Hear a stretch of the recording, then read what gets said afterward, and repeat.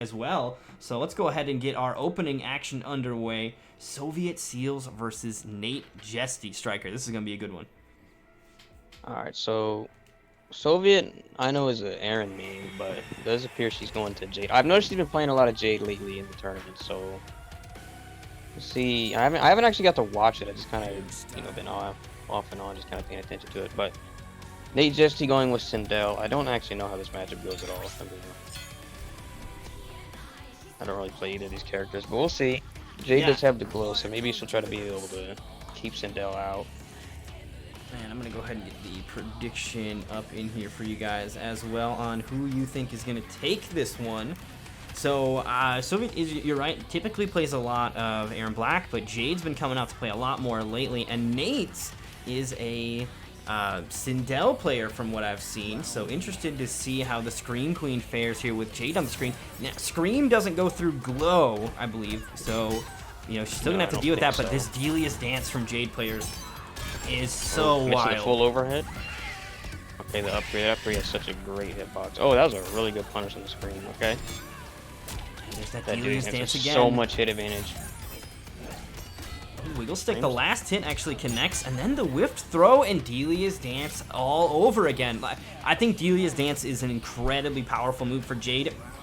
I don't know if it's technically at that mandatory level yet, but I do believe that Delia's Dance is incredibly strong, particularly when coupled with her back 3 string. Like that whole set of kicks that's plus on block, and you have to flawless block it, but if you try, you get hit with Delia's Dance. It's a wild little mix-up in there. Oh yeah, Delia's Dance is so strong. It gives her great poke mind games too, like just to try to respect her pokes even more, and it's so frustrating to deal with. She gets some annoying little mix-up options too. It gives her so much utility. And it gives her pushback too. For a character like Jade to have pushback on things, it's really strong. Gets the Scream KB though. Is this gonna kill?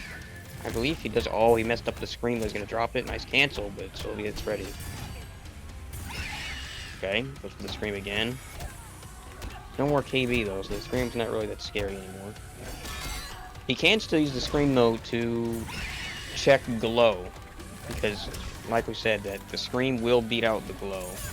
So maybe he could. Oh, that was a really good anti-air there from Nate Jesty. So maybe he could actually prevent Soviet from turning on Glow at times with the Scream. Yeah, that'll be really good. Try to condition him.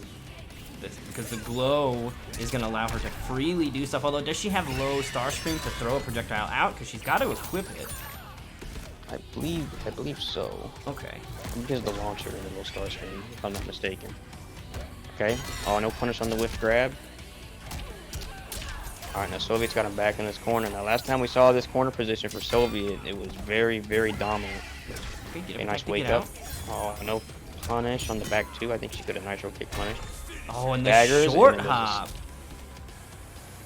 That was very dominant. Every time Soviet got him in that corner, he was extremely dominant. She had a very hard time getting out of there. So let's see if... I don't know who else Nate Jesty plays, to be honest. So I don't know if they're going to maybe see a character switch or we'll stick to Sindel. I think that he can definitely do it with Sindel. Just got to try their best to not get put in the corner and let Jade's momentum get going.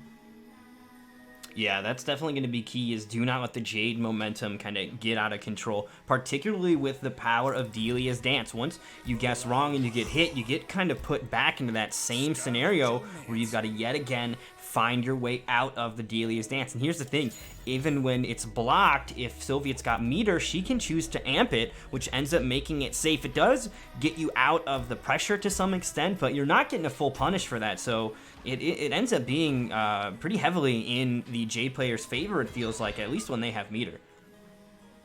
So, Nate Jesty making the switch to Scarlet. Now this is interesting because Scarlet does have the tentacle, which does not care about glow at all. Yes, very powerful And I move. think Crimson Shield is also not a bad move to throw on here because it's going to reduce the chip that he takes and just the damage he takes in general, and it's going to help with the trades, and it might just force Jade to be the one to go in. Here's the thing though, Soviet's had no problems going in, right? Soviet has not been trying to play a long-range game, which some Jade players do go for. We've definitely seen Soviet getting right up in the face of their opponent to do a lot of pressure, and it's working out. Here's the full screen attempt now though. See if Soviet can work her way back in. Soviet is not afraid. Look, she's running right in there. She is not afraid at all to go in. Nice spacing there by Nate Jesty, going for the blood ball. Anti-airs with the overhead. Okay. One of them's going to grab the interactable. I know it. I'm waiting for it. Yo, thank you so much for the sub. Not very good. That is very much appreciated. I hope you're having a great day.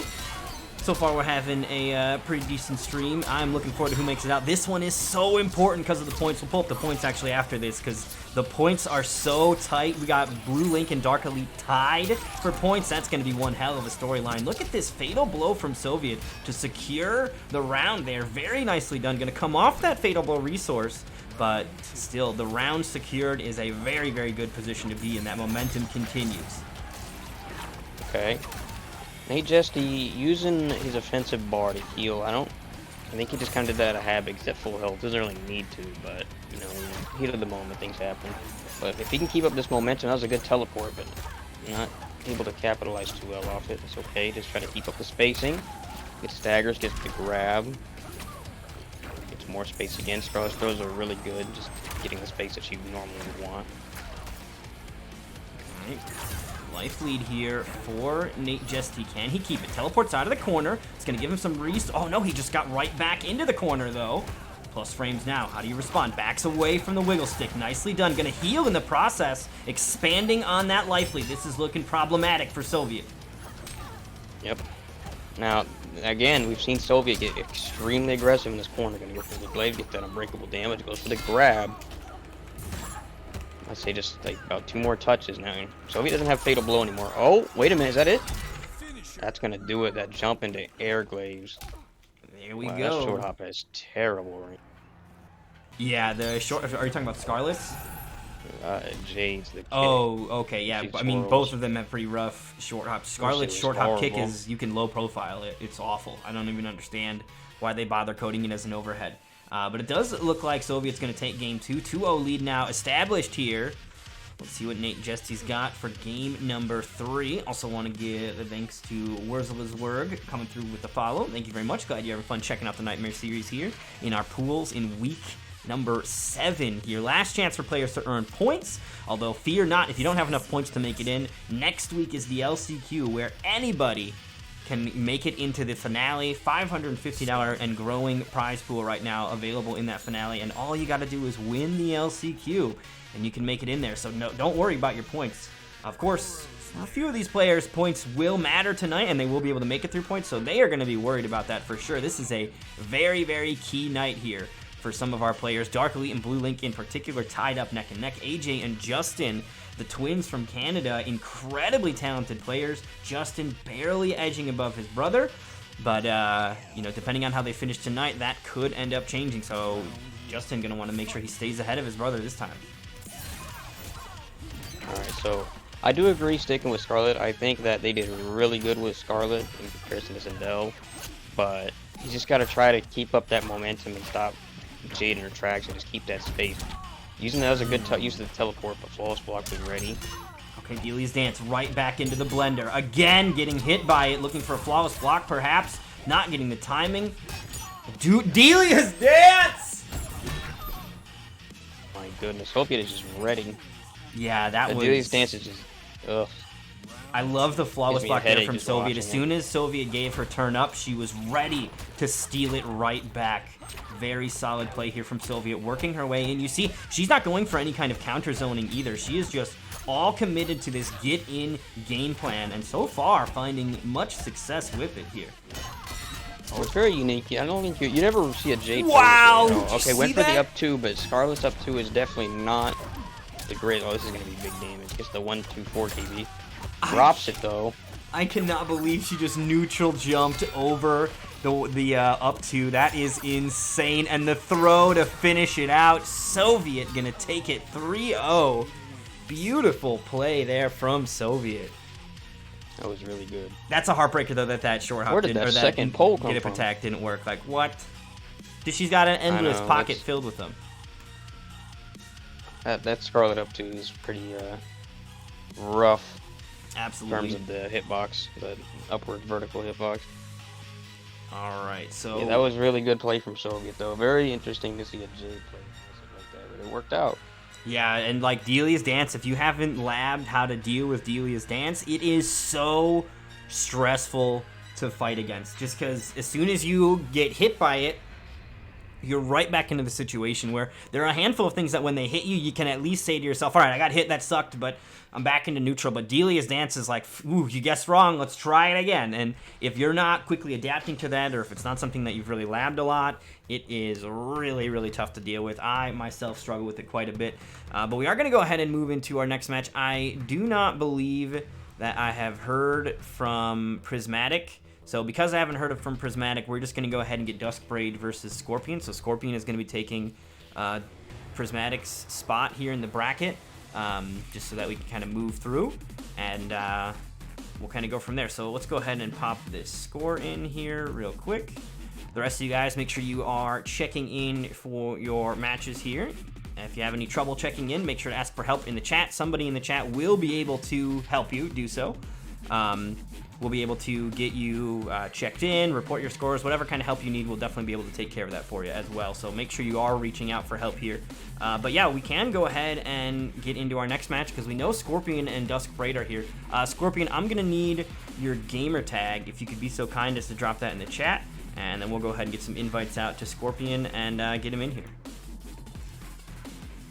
I haven't seen either of these players play before. This is gonna Well, be Duskbraid you've seen play before.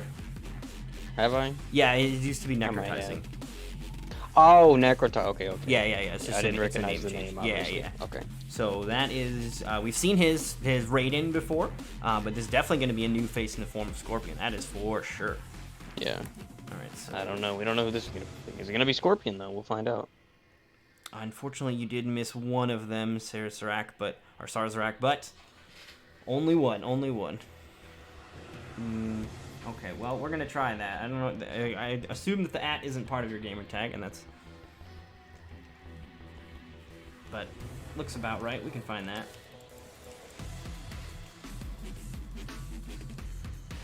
So who do you think Scorpion plays? It's not Scorpion. I know it's not Scorpion. Oh, that would be too easy.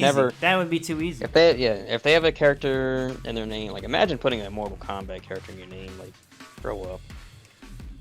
But they never ever have. They never play their character. Ever. Yeah, I mean that's like LSI Scorpion, right? He only plays like it's a lot of Sonya like Jackie and then Jackie. Sonya so there is a handful of players that are like that, named after one and a completely different character coming out on game day. So we'll see if it's the same from Scorpion here. I am, of course, looking forward to seeing some more of Duskbraid's Raiden. He's got a really solid Raiden, and we don't get to see much Raiden around these parts. I think that is the other kind of side of that. I know that Riko Takahashi is a really, really talented Raiden player. Unfortunately, he just doesn't either have the time or the interest to play in the Nightmare series very often, so we've seen him occasionally, but not as much as we'd like. So any sort of sign of a different Raiden player coming through doing some stuff, I am happy to jump on that and take a peek.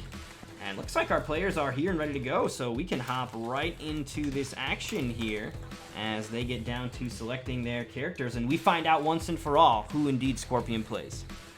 He has a Rain combat card, so I'm gonna assume we're gonna see Rain here. Rain versus Raiden. Okay. I like Rain. I can watch some Rain. I'm into the idea. No, it's Scorpion. Never mind. Ooh, Wait, Woolender's gonna show we're us being his trolled. Raiden later too. I like it, Woolender. We got you on stream at some point, so looking forward to that one. Oh, Woolender's here today? That's the boy right there. Right? That's gonna be tight. I didn't know Woolender's been playing. I had no idea. I always love me a good Woolender set. So here we go. Scorpion Q versus Duskbraid. We got Rain versus Raiden here. Water versus Lightning. Electricity is gets conducted through water. I would think that this would be elementally, you know, like this is an electric type versus a water type. Super effective hits, got to be happening, but not the way it works around these parts. He has a very interesting Rain version. He has Water Ball. Ooh, Water Ball. I haven't seen that since I realized it's awful. It's good, but it's not good enough. 2 slots it's just not, and you lose it's not worth it. But his other move is Quantum Slice, and I don't think Quantum Slice is good if you don't have a Denian Force. I don't see a reason to use it by itself over really anything else. Yeah, well, so But- I like using it in coupling it with the Rift to get the Crushing Blow. I think the Crushing Blow is one of the crazier ones in the game just because you can get like 50% from it. But I think Yeah, that's true. beyond that, like, I don't see much use for using those moves by themselves. I think, you know, we saw Camus Black using the Rift in certain projectile matchups because it's a really good projectile absorb. But we'll see how the Slice works. I mean, the Slice can be amplified to make it safe and stuff like that, so it does have some aspects to it. Oh, wow, I actually just moved him out of the way. That was actually pretty lucky. That's a punish, though, and there we go. Duskbraid going to go ahead and close out round 1 cleanly with that Storm Cell combo. Yep. So hopefully, we'll see if Scorpion can try to adjust here. All right, he can maybe keep. Oh, he went for that KB, but unfortunately, he's gonna get punished, and Raiden's gonna get right out of the corner. Yeah, I find that Okay. I really only go for the forward 2 grab string right there, that KB that he's going for, when I know it's like a punish. Going for that in the neutral is, it's a bit of a last-ditch attempt if I'm going to go for it. And here, this early in the round, very, very deadly. Ooh, empty short hop, but gets challenged by the get-up attack. Scorpion running out of life right now. With the sweep. The teleport, he's in chip territory, goes for it again, but he's gonna get thrown into the Get it off the screen! Threw it right at us. That's a really cool brutality. Yeah, I love that one. Yo, AJ coming through with the sub. Thank you very much. Got to get those last few moments in with your champ emote before we crown a new one in just a few weeks. Well, that's Vort gifting out the subs, in fact. Hooking him up, making sure he gets a chance to represent the champ emote. That is very kind of you, Mr. Vort. You got to help out those Scorpion twins.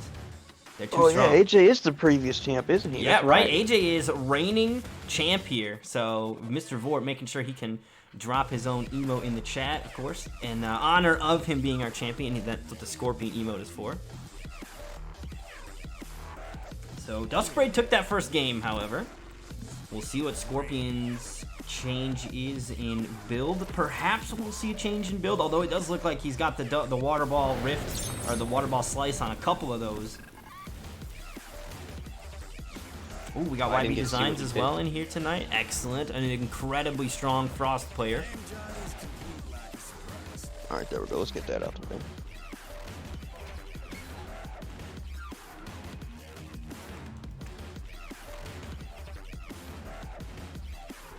I want to be honest, I didn't even realize that my sub expired. Oh shit, Striker dropping his sub as well? Well, thank you, good sir. Really I didn't know it appreciate that. expired. Oh, it's all I good. gotta get the term emotes back out. That is an honor of you, the Mix Master. I love watching your Terminator. We'll get to hopefully see some of it during the LCQ. Tonight, though, Striker hanging out in the commentary booth instead, as Duskbraid gets another solid launcher here. Oh no, the combo drop. There was no breakaway to stop that either. Okay, I believe he is the same variation of Rain. And this just looks like the same outfit, so... That's a punish. Oh, he doesn't duck it, though. Maybe he doesn't know. Okay, it's a down 2 KB. Side switch, nice. Gagey Wagey 30%. gifting out a sub as well. Thank you so much. Now we've got a hype train. All of a sudden we've hit a hype train and it's only been 30 minutes. You guys are insane. Thank you so much. That is beautiful. I really love the support from the community here. You know, it's been such a fun blast. Like I quit my job and was like, I hated being miserable at work, and I was like, I'll make less money to have more fun, and it's been the best decision I've ever made. And it is all in part to the community that we've established here and the love that you have sent my way because of this. So this has been a lot of fun, and no matter how it ends up, I'm going to be able to look back at these last few years with you guys incredibly fondly. So thank you so much. Hypnotic Smiley subscribing with the Prime as well. Thank you very much, man. I really appreciate it. Okay. Silver with some facts, perhaps. Ooh, gets in flawless block gap. Not challenged here. Duskbraid rolls out of the corner. He finds the crushing blow hit as well. That's going to be substantial, and there it is. The Storm Cell closes out game 2 with the brutality as well. Ooh, Duskbraid trying to make his way into the highlight reel. I think we can make it happen with that one. Yeah, I think we could do that one. Sure. That brutality. It looks weird the way that their body plants in the ground. It's not as weird as it's either the Cabal or the Gearus one where their legs turn to like face the camera or whatever. But yeah, that one doesn't make any sense. It's like they rotate as they hit it. Yeah, right? It's so weird. Like Gearus plants a Kung Lao tree, but then he spins it at the end. Dusk Scorpion, Braid, you're though. not done yet, brother. It's first to 3. You're still in. Yeah, it's You first got to it. 3. It's first to 3, Scorpion, so you're still in here. Not done just yet. One more chance to dig those heals in.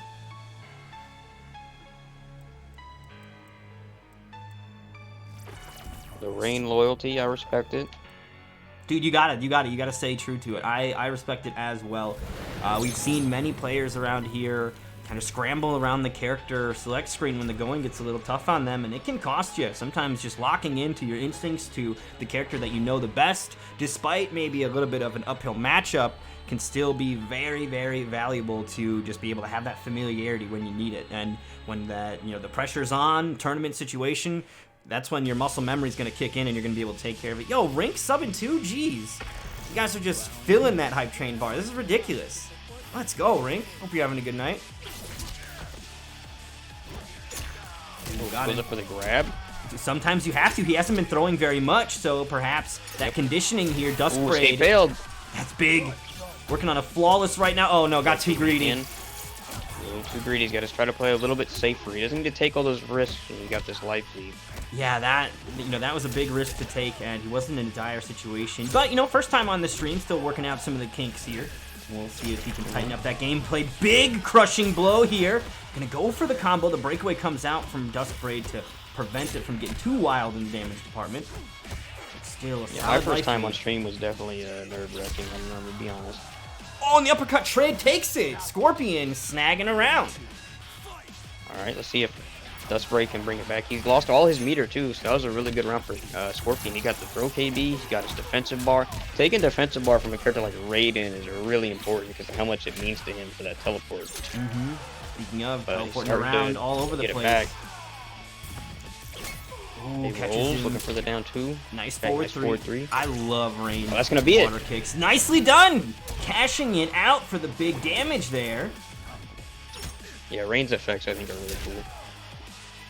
Okay. Another grab. He's getting a lot of mileage off these throws.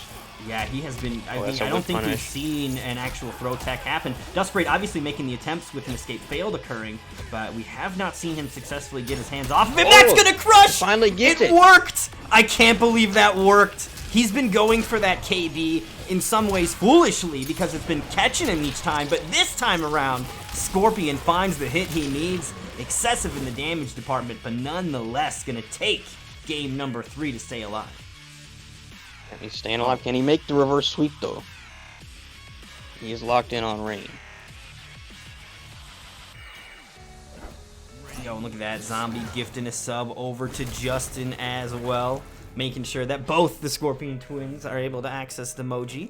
They're going to be duking it out, though. They are neck and neck in the points. We'll take a look at the points after this set because there's some interesting storylines to mention on there. But neck and neck on the points. Also, before we get too away with ourselves, it is 7 o'clock, which means DQs are going to be kicking in. So players that are waiting for their opponent to check in, they will be being DQ'd. And you'll move on in the bracket. You will need to make sure that you check into your next match as well. You don't just check into the first one. You have to check into all of them. So make sure you're looking and checking into your next match. But those DQs actually just went out. So those of you guys that checked in and were ready to go, if your opponents weren't here, well, you're just going to have to move on without them and, check in and move from there. Seems like we got a decent chunk of DQs coming through here. Is what it is, though. It does kind of happen with these later in the event tournaments, right? So not too worried about it. We'll kind of make our way through and see what happens from there. Did he change variations? I don't know. I think he just had a different outfit, to be honest. Yeah, he's been running I think it's the same variation, just different outfits, which I mean, as far as I know, is fine. Yeah, I think so. I think all of his variations have been the same. I don't actually remember if he was running. I don't remember him doing any variation-specific moves last game. You know what I mean? Like, I didn't see a Hydro Boost come out. Yeah, it was basically just grabs. Yeah, it was a lot of grabs. So I don't actually know. And I didn't see him even throwing any Katars to know if he didn't have Water Ball. Either way, okay, goes for the grab. He's ready for it though. Text throw. Backing away. Nice shimmy out of that roll there. And Dusk Braid with the cancels off the Superfly. Ooh, baits it, and the punish, too. Great bait and whip punish with forward 4.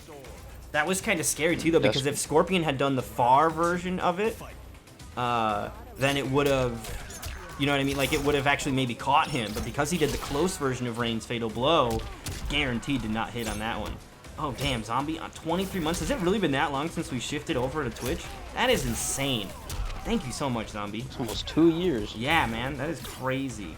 All because the Mixer Cops banned us. They're fools. And we know they're fools because they don't have, they're gone now. They're dead. They deserve it. All right. Ooh. Oh, no, the patty cake whiffs, but too far away for a punish. Dusk Braid looking to answer back here. He's got a little bit of life left. Tries to jump over the get-up attack, but gets caught on the way down. Again with the patty cake whiff. Okay. Okay, he's got fatal blow damage here as well. Doesn't Ooh, hit it. Drops it though. Oh, Tries no. to do it. Oh, what? Oh, he didn't my have the God, meter. Scorpion's gotta be careful. Don't get caught. Okay, that's not enough to kill, though. Just up 3. Oh, he tried it. No way. Oh my! The scramble gets the down 2 on hit. Mom spaghetti everywhere. That's a punish. Yep. Yeah, he's ready for it. KB gonna get cashed out here in round 3. You can't take him with you. Might as well use him now. He's also got lots of meter available to go for big damage with these thunderstorms, or these storm cells. Poking out. He tries to press again, but he's ready for it this time. This Presses. This should be it. Gonna be able to get just enough. Dusk Braid gonna take it 3-1 over Scorpion. Very nicely done.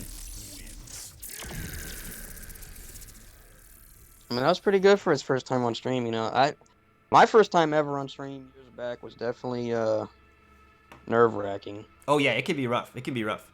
So we're gonna go ahead and pop the scores in for that, as we will be seeing Dusk Braid advancing here.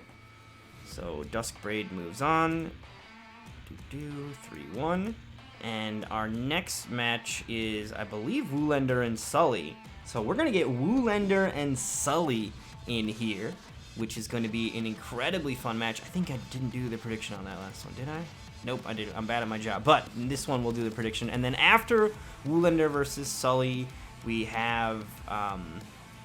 what is the other match? I thought I marked one. Okay, yeah, we got Blaze versus D7B. Uh-oh. D7B is not here. So I think that we won't be able to run that one. Let's look at what our other options are. Well, you know, we'll figure it out later. For now, let's go ahead and jump into the next match, which is, like I said, going to be Woolender versus Sully here, which is going to be coming up in just a moment. Woolender Sully this early on? Yeah, Woolender's not seeded, so... Oh, okay, that's right. This is his first one, so this is gonna be super interesting. So this is a, like, deep in the bracket should be match happening early in the bracket, just because of the way that it ends up working out with the lack of points, because Woolender's coming in late in the season. Okay, that's what we like to see. I'm kind of curious why he's deciding to step in at the very end, maybe just for practice. I hope to see him. He's just getting some practice in for the LCQ. That's what I think. That's not a bad strategy at all. Just play, see how it goes. Maybe feel some people up, get those downloads. You know. Yeah, because many of these players will be back for the LCQ. In fact, only 7 of them are going to be able to duck it. So many of these players are going to be players who'll be able to see again. So I think it's a good idea to, even if you're not going to be able to make the points to make it even off of a win, you can still kind of get some feelers out, get some information, and you know, use that to plot against those opponents come the LCQ next week. Yo, what's going on? I'm Big Daddy G. We got the NA East champ coming through. NA East champ with Sonya. Sonya of all characters. Sonya's been viewed lately as not amazing character. I like, though, that Big Daddy was able to put the character and, like, kind of make a statement. Like, this character actually does have what it takes if you've got the dedication. Because Big Daddy's been playing Sonya for a long time. Lots of commitment and dedication to that character, and absolutely paid off. So congratulations to him. Big old batch of points going his way for the Pro Tour. You are in the losers bracket, Scorpion. You're in the losers bracket, Scorpion. There's the double elimination, so there is still a losers bracket route for you here. Sully's gamer tag. Almost forgot what it is, but now I remember. Is it Sully OP or is that his PlayStation one? Yeah, that's his PlayStation. It's something. It's like he misspelled Matoka. Oh yeah, I know what it is. All right. While Sully joins, I'm gonna get my bathroom break in really fast. Be right back. Do it. Grab a water while you're at it too. Gotta stay hydrated. Very, very key. Will do. We do have the predictions up, though, so for those of you guys that want to place some bets with your channel points on who you think is going to win, will it be Woolander or Sully?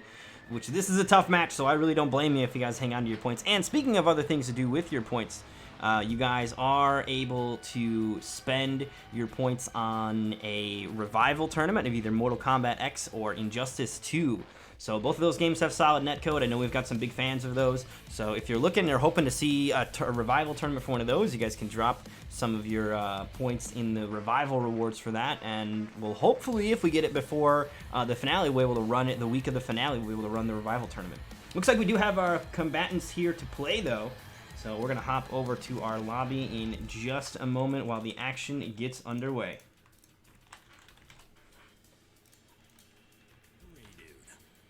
So Woolander, as he said, going to go with his Raiden pick. And this is going to be interesting. We just saw Dusk Braid's version of Raiden, and now it's time for Woolander. Also want to give a thanks to Gabby Conham coming through with the follow. Thank you very much.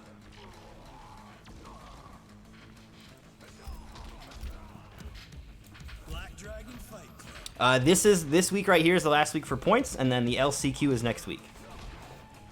So it's this week and next week. Yo, you should. Make sure you get it on Xbox One, though. If you get it for a Series X, you can't play with us because they dropped the ball. It's awful. I think you can get MK for like the base game for like 20 bucks. I mean, and Sonya comes with the base game. Just depends on how far you want to dive into the DLC. Because the base game is actually pretty cheap. Although, you know what? They're just going to put it on Game Pass soon here. You know they got it. That's when it's going to get real gnarly over here. There's going to be all sorts of, like, hey, a tournament, I can play. And no, you can't.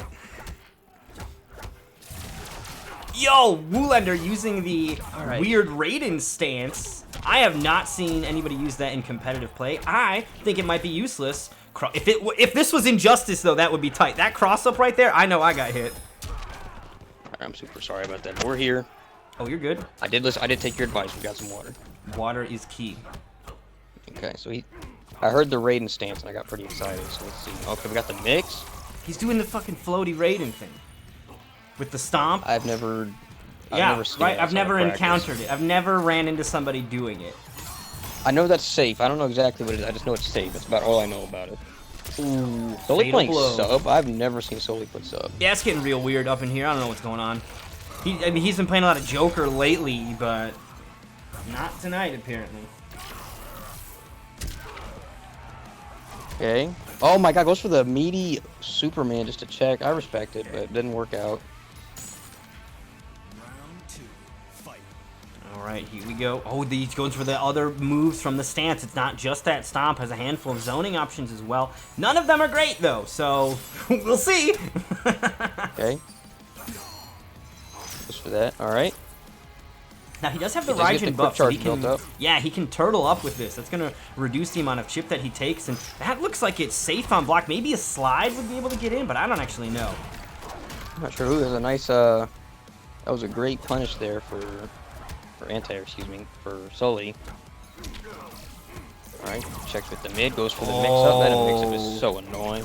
He does have like viable damage routes with the low burst, which launches. Plus, he's got the stance for some flavor on top of it. I'm liking what I'm seeing from Woolander's build here, and the solid fundamentals from Woolander also very key to keeping him going. Okay. Oh, no whip punish. That's gonna kill. Nice, the brutality from Sully. Gonna leave him on the ceiling, and two, not even gonna let him down. Wow, that was super interesting to see from Woolander, though, just the stance and... I gotta be honest, I was so entranced. I was so entranced by watching the Raiden stuff that I forgot that there were win conditions. I didn't know how close people were to dying. I was just like, what else can this Raiden do? And then it died. I was kind of in the same position. And then he's got impaled into the ceiling. Yeah, and I was like, oh shit, I forgot he can die. I forgot that's something that Raiden also does, is he dies. Yeah. I was kind of not expecting that one either, to be honest. Until I saw he had like 10%. Devore, I do know he plays Devore. I don't know what his variation is. Oh, okay, so cool. We'll see. I like watching Devore too. I think Devore is super interesting character in this game. Set play characters in general are always hype to see, in my opinion. Let's see what he's got. Okay, he has the teleport and the bug move. The bug, that's, I don't even know what it's called. Stepsister bug, dude. Stepsister bug, that's what it's Yeah, called. it's Strepsiptera, but I'm not fucking saying that when Stepsister sounds so much more fun. Yeah, alright, so Stepsister bug is, in my opinion, one of the stupidest moves in this game. It's so good. I love seeing good Stepsister You just gotta hold setups, though. Yeah, it's fun. It's fun to play around as the I just played the Devora like randomly in KO, but she's fun to play around with it, and it's cool to watch this different type of stuff they come up with. Not fun to deal with though, at all. Okay, Sub-Zero staggers, back 3 into back dash, gets the ice ball confirmed. Gonna build up that KB and throw him back to the corner. That one goes into the command grab from the interactable. That is a one-time use, so that interactable is gone for the rest of the match. You gotta be careful with the expenditure on that. Okay. Yeah, sometimes using those interactables early isn't a bad idea. While you won't be able to use it early, your opponent won't either. And if they're in the corner, that kind of gets rid of a get-out-of-jail-free card for them in a sense. Wow, what a great flawless block. He knew Sole was going to go for that 4-4 KB, so he baited it with the flawless block. And that was risky, because if he mistimed that, he would have gotten his ribcage busted open. Ooh, that was a really good punish. See, that was really good awareness by Sully there. He knew he couldn't get a big punish because the Stepsister bug was coming to check him. So he got the most quick damage he could with a down 2, and he got a really good trade out of that. That was really smart. Alright. Quick hit, Stepsister bug gonna be out. Gonna keep, oh, actually didn't interrupt that. I thought that it might have interrupted the spider drop, but able to keep it going. Another Stepsister bug setup. Keeping that pressure applied. Overhead. That overhead is unsafe, Great. but the Stepsister bug usually ends up giving it great coverage, so you can actually get away with it. And Woolander are going to get away with round number 2 here. I'm loving the picks from Woolander. He's definitely one of those players that enjoys playing some of the oddball characters, the stuff that you don't see very often. And he's so good at what he does that when you do see it, you get to see it at these really optimized levels. So it's not like you're getting to see this ramshackle garbage version of it. Like, no, you're getting to see what could potentially be the peak of some of these abilities and setups that he's got, and it is so fun to watch. Oh yeah, for sure. Like, oh! Oh, this is huge. Where are you going? Huge damage off this. And Breakaway will be a factor, And but still teleport. 30% before Breakaway can come out, and arguably not worth spending. Sully's going to agree. Into a setup. And he just gets hunted down. Okay. See, even if he breaks this, he's still going to have to deal with this Armor stupid, break. annoying bug. Ooh. That was Okay, that's interesting. punishable, but he Auto waited. punish. He waited for the amplify and might have waited a little too long because there was no meter Nice to amplify block. with. That was a huge block there for Woolander. He's going to take it. Now, that was now you saw how Devora has a really strong momentum game. He was down kind of by like a good 40-50%, and as soon as he got that air grab, he turned it around super fast, got all the momentum, and it was over quick.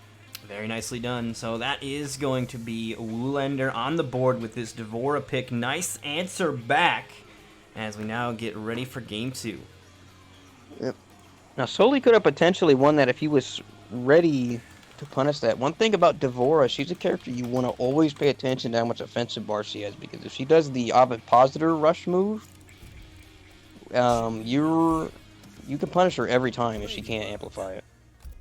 Now, there are mind games if she's going to amplify it or not, but if she has no bar, there's no mind game at all, and that's just a free punish anyway. So Soli's sticking with Sub-Zero.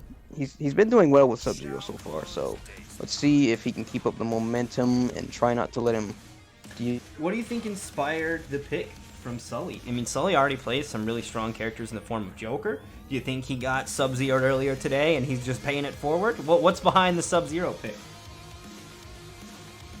I feel like that's how every Sub-Zero player is born, is they get mixed and they're like, man, fuck this, I'm doing the mix. And then another one is made. It's just a permanent infection. It's like a zombification of the community. Oh, gonna break away. Stops the Amplify from connecting, so not gonna start building that KB. Flawless block on the spider drop. That's gonna be a punish here. Okay, he in there. Gets the slide launcher as well. Drops the combo a little bit, though. That is tough. I seriously hate Discord sometimes. It kicks me out without telling you. Ooh. Tough time. That is I not was fun. commentating to myself for a while there. Like, wait. Oh, yeah, that could be a uh-oh. Talking to the walls. I was talking to the wall. Anyway, we're back. So he goes for the throw. So what I was saying to the wall was that Sully's been really good at getting that momentum towards the beginning, but then Woolander just finds that one opening and just turns it around really fast. It's because So of the setups he can get, right? It seems like every time that Woolander's touching his opponent, he's not really thinking max damage as much as he's thinking ahead to decent damage into keeping his turn going and more potential for that damage to keep rolling. Ooh. Okay, this is probably gonna be it. I want to say 1, 2, 4. No, Oh, no. slide. Okay. I think he already spent the 1, 2, 4 I think KD even as well. Oh, just one more hit, just a down 4. Yep, that's gonna do it. Nicely done. Sully closes it out. Woolander's Devora looks strong, but not strong enough. And Sully's just gonna let the clock tick out. He's typing something in the chat. What do you guys think it is? Yo, thank you so much for the follow, Lord Neck, as well. Glad you're having fun checking out the Nightmare series. I hope it doesn't do that again. I don't want to commentate the wall again. It's all a learning experience. Dream Eater's thinking in his head is like, God damn it, where'd he go? Whoa, why did the game move like that? Did anybody else see the screen move? What the fuck was that? I didn't catch it. But I also don't know if it happened for me. What just happened? What was that? Am I making that up? Am I high? I think I might be high. I think he should stick with Devora personally. Oh, he goes to noob? I didn't even know he had a noob. Oh, Woolander's got a juicy noob. I've seen this before. Mmm, delicious. Yes. So it looks like re-up is going to fall to Slick Beats, the Kung Lao extraordinaire. Thanks for the report, Shadow re-up. slide and both teleport enhancement. Oh, he's trying to teleport from the air and turn it into damage in the process. This is an interesting proposition. I do like seeing Shadow Slide, though. I feel like that is a mandatory move for Noob Saibot. Yeah, this definitely is. Kind of what makes him, in my opinion. Yeah, and I mean, the ability to stack up more and more clones, which means you're able to get kills out of it, that's really key. All right, Sebastian says that this guy's not here. I'm not waiting for him.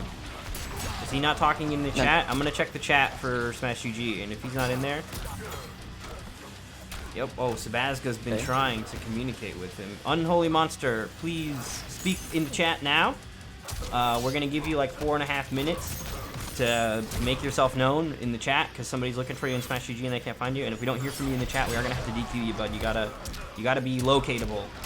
So please let us know that you're here so we don't DQ you. Ooh, caught him! Oh, try to He's jump. got Fatal He Blow. may have tried to teleport. This Oh, fucking yeah, character. that's gonna do it. This character, oh man, I'd be pissed. I ain't gonna hold you. I think he's dead. Oh wait, hold on. He actually might not be because of scaling. He is gonna survive that. Will he be able to survive the rest? The chip out closes the round. Alright, Sully's on set point. Oh, slide. Okay, gets the punish. Doesn't have sickle snag, but it's alright. Gonna get the breakaway anyway. Alright, 25%. This is some good damage for Woollander. Oh, that was a bad situation for him. He either landed on the ice ball or just betted on a teleport. And he betted on the teleport, and I don't blame him. So the teleport at least had a chance to work. Rough draw. Okay. Ooh, teleport Nice though. Teleport on reaction. I'm liking the way he's been jumping back and then getting in on ice balls from Sully. Sully has to be very careful about that, because the thing is, the startup on the teleport from the air versus the ground, it's way quicker from the air. He gets to jump one. Can he kill off this? I believe he has the ice. Oh no, he's got 1, 2, 4. Oh, just one more hit. Oh! Oh no. He caught him! Air. Okay, just gotta chip him out. No! The no, 6 frame sack down tap! One. The 6 frame sack tap. The sack tap. Oh my goodness. That's all it took. Got your nuts, big bro.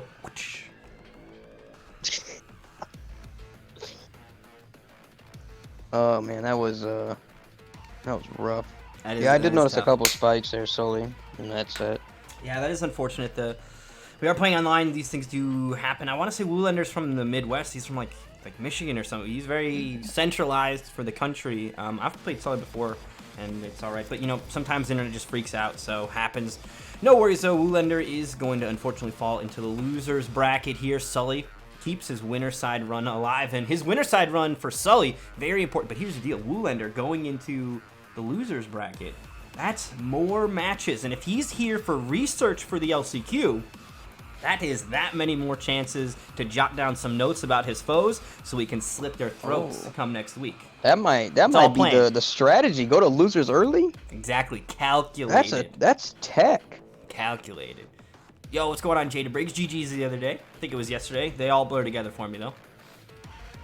All right, so let's pop back over to our bracket and pop that score in and get ready for our next match here. I believe this one was over here somewhere. Hold on, we'll find it. Looking at the bracket. Nope. Oh, Blaze's match was a DQ? That's unfortunate. Where did Woolander go? Oh, I'm in the wrong pool.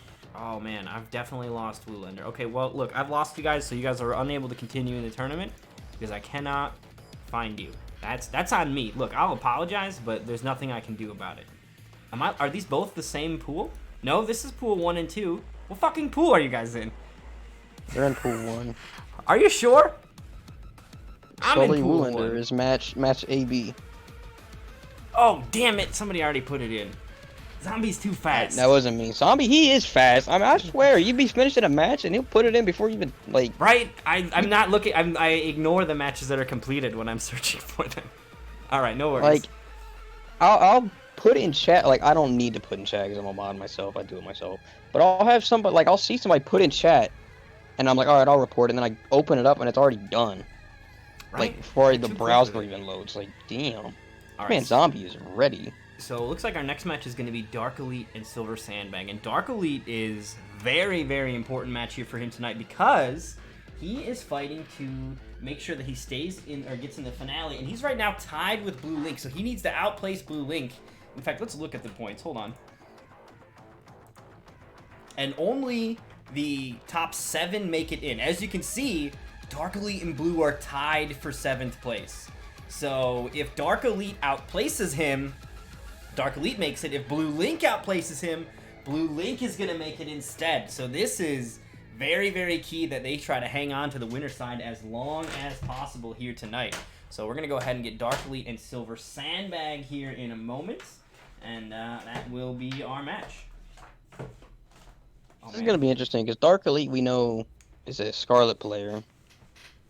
Probably, you know, hands down one of the best Scarlet players we have in our entire scene. So we know what to expect from him, but Silver Sandbag is also a Spawn player that's trying to come up and coming on the rise, trying to grow and get better as a player, which is awesome to see. But just Scarlet v Spawn, it's gonna be like a really awkward range game and just see who can outspace who while playing with these super long normals. Yeah, this is going to be a tough matchup here for Silver. That is for sure. We'll see how he fares, though, as Dark Elite is a very talented player, currently top 8 in points. So, uphill struggle, and I think how Spawn, I don't think is going to hold his own really well in the long-range, like, full-screen game. And in that, if he can get to the sweet spot with the chains, he can, I think, do well, but it's going to be a matter of how easy is it to hold that ground. Scarlet has a couple buttons that will challenge that ground, and, you know, that's a very specific part of the screen, and once you get closer or further than that, it does start to slip back into Scarlet's favor, it feels like. Oh, yeah, for sure. I mean, Scarlet's definitely got a better full-screen game than Spawn does, but Spawn hits way harder. So if Silver is able to get that quick, you know, like outplay or outspace, then he's definitely talent. That's if he even picks Spawn. I don't know if he plays anybody else, to be honest. I know Dark has a Jade. Dark has a Shang. I know Dark has been wanting to play Cetrion, because Cetrion is stupid. Alright, so we do have Silver Sandbag here, just waiting on Dark Elite to join us. Is Dark Elite here? Dark Elite's here, right? I believe so. Let me message him. Yeah, because he hasn't had to play yet. But I mean, today is too crucial for Dark Elite to skip. Yeah, today's the day. Okay, he's streaming right now. Okay. So maybe he's in the middle of a set right now. Like he might be in Combat League. He hasn't had to play a match yet, so he might need a moment to get in. But we do have that invite out. I'll send him another one. So we are just waiting on Dark Elite to join us when he finishes up whatever Combat League set he's in or whatever. Gets that practice in, and Silver versus Dark Elite going to be happening here in just a moment then. Let's go. I'm gonna lurk in Dark Stream real quick. All right, when he's fighting a noob, I'm gonna commentate this, guys. All right, so we got a fighting a predeterminado variation. That's my favorite. Ooh. I'm sure you run into those, right? Those are the worst. For some reason, I haven't ran into Russian hieroglyphics yet. I feel like that would happen more often, but it doesn't. Man, it's just the stereotype that some of those variations, it means they're across the world. Doesn't mean they have bad connection, but it just means that you're gonna have some distance between you guys, so it might be a bit rough. Just unfortunate you get paired with each other. Just as unfortunate for them as it is for us. Anyway, his set just ended, so we should be here any second.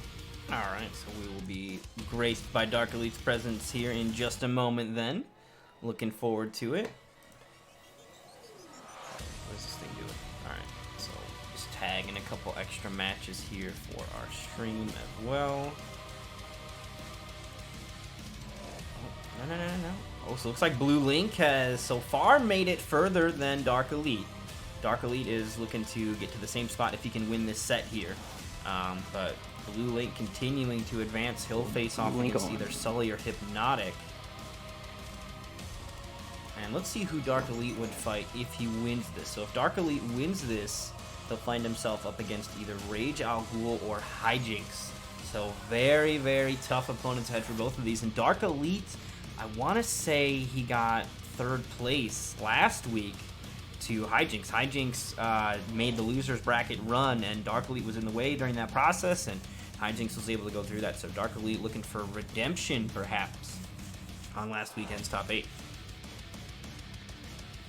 Okay, Dark Elite is here. We have Silver and Dark. Oh, let's go. Silver and Dark are ready to rock. Is it going to be Scarlet versus Spawn like I thought? That would be what I would anticipate, at least out of the gate. Yeah. I know Dark has been trying some other stuff just for the fun of it, but I think for the most part when it comes down to it, because this is a big day for him, he's got to make this tournament count. This is key. Yeah. When it matters, he's gonna. When he's trying to win, he's definitely picking Scarlet. It's definitely. And you're right, Scarlet it will be. Best. So Scarlet is going to come out here from Dark Elite. Not unexpected here. You know, we do all know that Dark Elite is a really, really strong Scarlet player. Many would argue the strongest Scarlet player, definitely making a challenge on Twixie for the throne, which would be the 2 players that I would put in contention on it. But we will see what happens as Charging Hellspawn and Blaze of Glory. That's the low guns, I believe. So that means he's going to have a bit of a mix-up, kind of. And then he'll have access to, of course, that notorious spawn damage. Plus rank. It's definitely interesting. It's kind of awkward to fuzz that mix, too, online sometimes. We'll see how it goes. Okay, Dark Elite just kind of spacing him out. Right, swing with those chains. So he's trying to get to that optimal chains range, which is what I think he needs to do. So Silver now at full screen, though. This is where Scarlet is going to have a bit of an advantage. She's just got so many different tools in the projectile department, and Spawn's really just got the one. It's a good one, but it does end up getting beaten out and then starting to lose those trades with all these different options available for Scarlet. Yep, now this is where he needs to be. Spawn's going to be in control. Oh, but he reached the grab. He had him in that optimal range. Let's see if he can look to keep pressuring him down. Here's the thing, too, with Spawn. Even if you lose that first round, the character is just way too solid to ever count out because of the damage output. Nice throw to keep him cornered here. Already got the breakaway off him. He's got Scarlet in the corner, and Scarlet has no defensive bar for a far teleport or for a break. Sometimes against a character like Spawn, you don't even want to do a far teleport. Did you see him just dash over the ground thing and it didn't do anything to him? Yeah, that was really weird. That looked like it was right underneath him. I missed the Scully and Mulder music, but I should have hit it for him. That looked wild. He was right on top of it. Does he jump, like do a little hop for his his dash? I'm honestly not sure. I have to experiment with that. Yeah, that was so weird. I can try to flawless block the up 3, but he ends up getting the hit anyway. This is good damage. Ooh, the launcher. That should be the round. Oh no, the drop! Dark Elite Forces a breakaway, no but mirror. it's still spawn damage. Oh, no confirm. It's still spawn damage. No. Oh, no, that's not going to kill those. He shouldn't. I think he could have charged into Fatal, and that would have done it, but it's okay. Did he have the meter for charge? Yes, he did. Oh, I think yeah, he's going to survive. He's going to get a life lead at least. He's got the low guns, maybe? Yep, there's the low guns. The chip out attempt, no. but Dark Elite was ready. He was ready for that. Yeah, smart play by Dark. Those amplified guns can just be ducked, and that was Dark Elite's only chance at victory as well, because they would have chipped him out if he tried to block them. But Dark Elite able to, you know, successfully duck under those bullets, weather the storm, and picks the right moment to take the game. Game 1 for Dark Elite, but Silver definitely showing that he knows what's up, and a couple of adjustments there. Like you said, if he had gone for charging Hellspawn and then done it, that would have been it. Yeah, sometimes those quick decisions in the heat of the moment just definitely catch some people. You might think, oh, I got Fatal, and just go straight to it, but it's kind of, sometimes it can cost you, but I know it's tough to do just on the fly in front of, you know, 63 people. It's kind of nerve-wracking. He's going to stick it out with Spawn, though. I personally think, I mean, I'm not a Spawn player, but I personally think he should get rid of the low gun. I don't think it's very good. The one time he tried to use it, it didn't help him out. Yeah, he lost the game with it. But it does allow for a bit of zoning or a mix-up attempt with the back one, I think. But I want to say it's reactable. Dark Elite going to be the kind of player that can react to it. Yeah, Dark has really good reactions. He's definitely going to be super ready for that low. And if he sees it, he has it, so he's going to look for it. Every time he sees back one, he's ready for it. Ooh, Blaze staying alive as well. Taking a game over Muerto. Okay.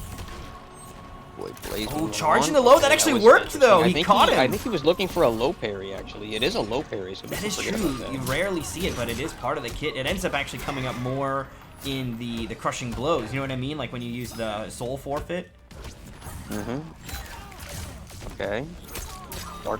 One of the strongest things about Star is being able to heal in a game like this is so good. And she doesn't really use her meter a whole lot, so it's just, for the most part, Scarlet is fine with just using that bar on heals. She doesn't need it for like combo extension. There's a combo extension. Yep, oh my god, fatal this is blow. huge damage. Yeah, look at this. He's got over 50% at the start of this, and I think that he could still maybe die. The deep throat does a ton. Not going to be enough, but almost 50% off of that. I mean, we've been talking about spawn damage, and look at this from Dark Elite. Yeah, he didn't have any meter to cancel that, so committed to that soul grab thing.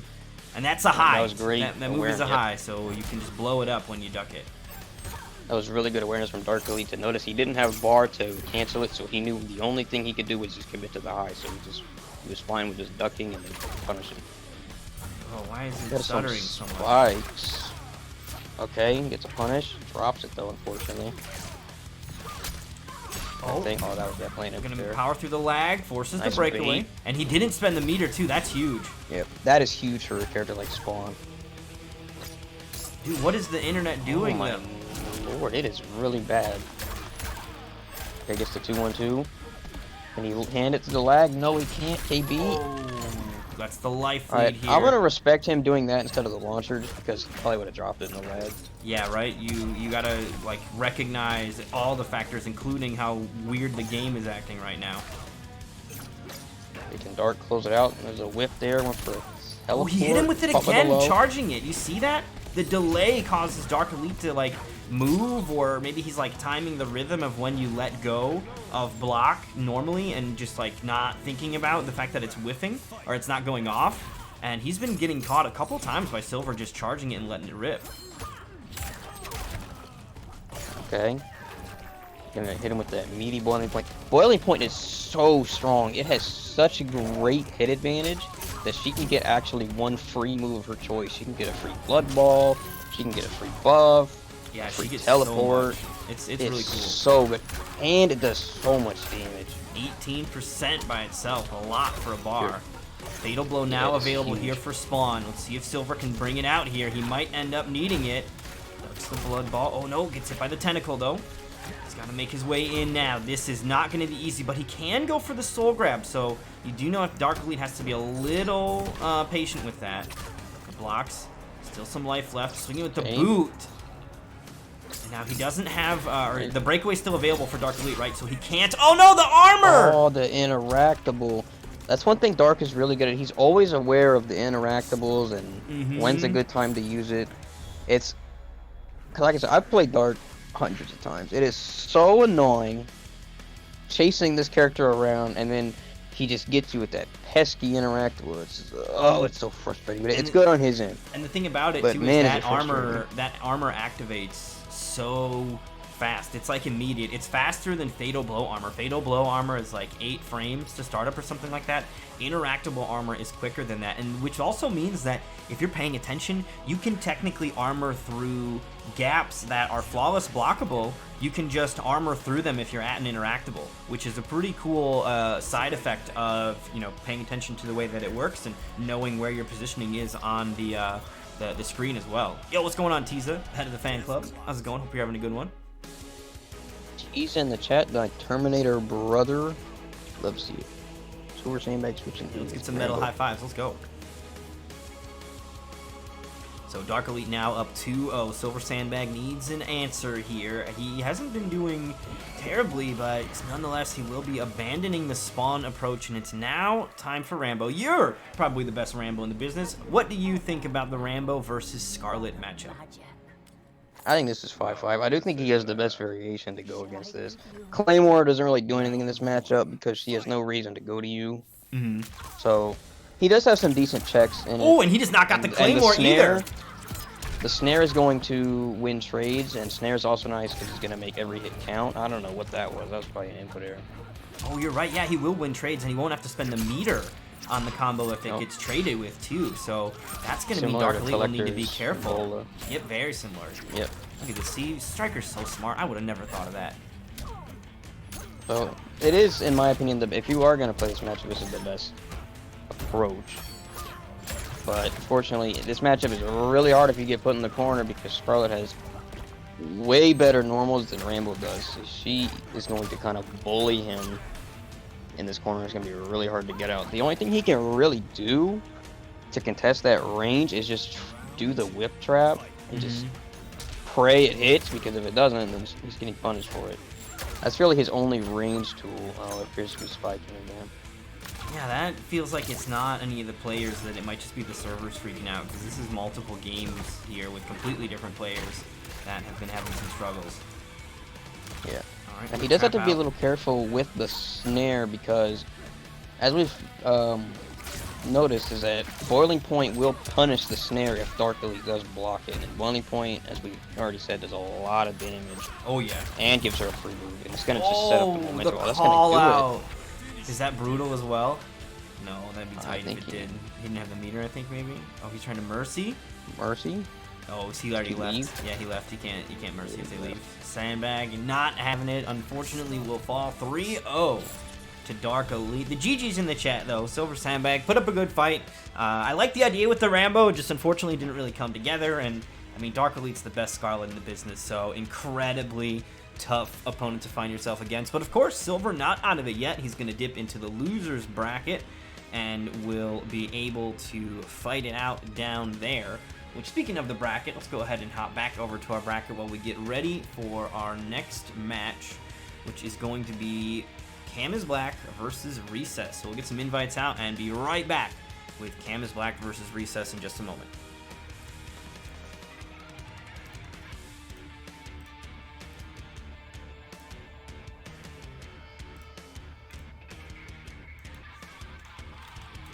Who does Recess play?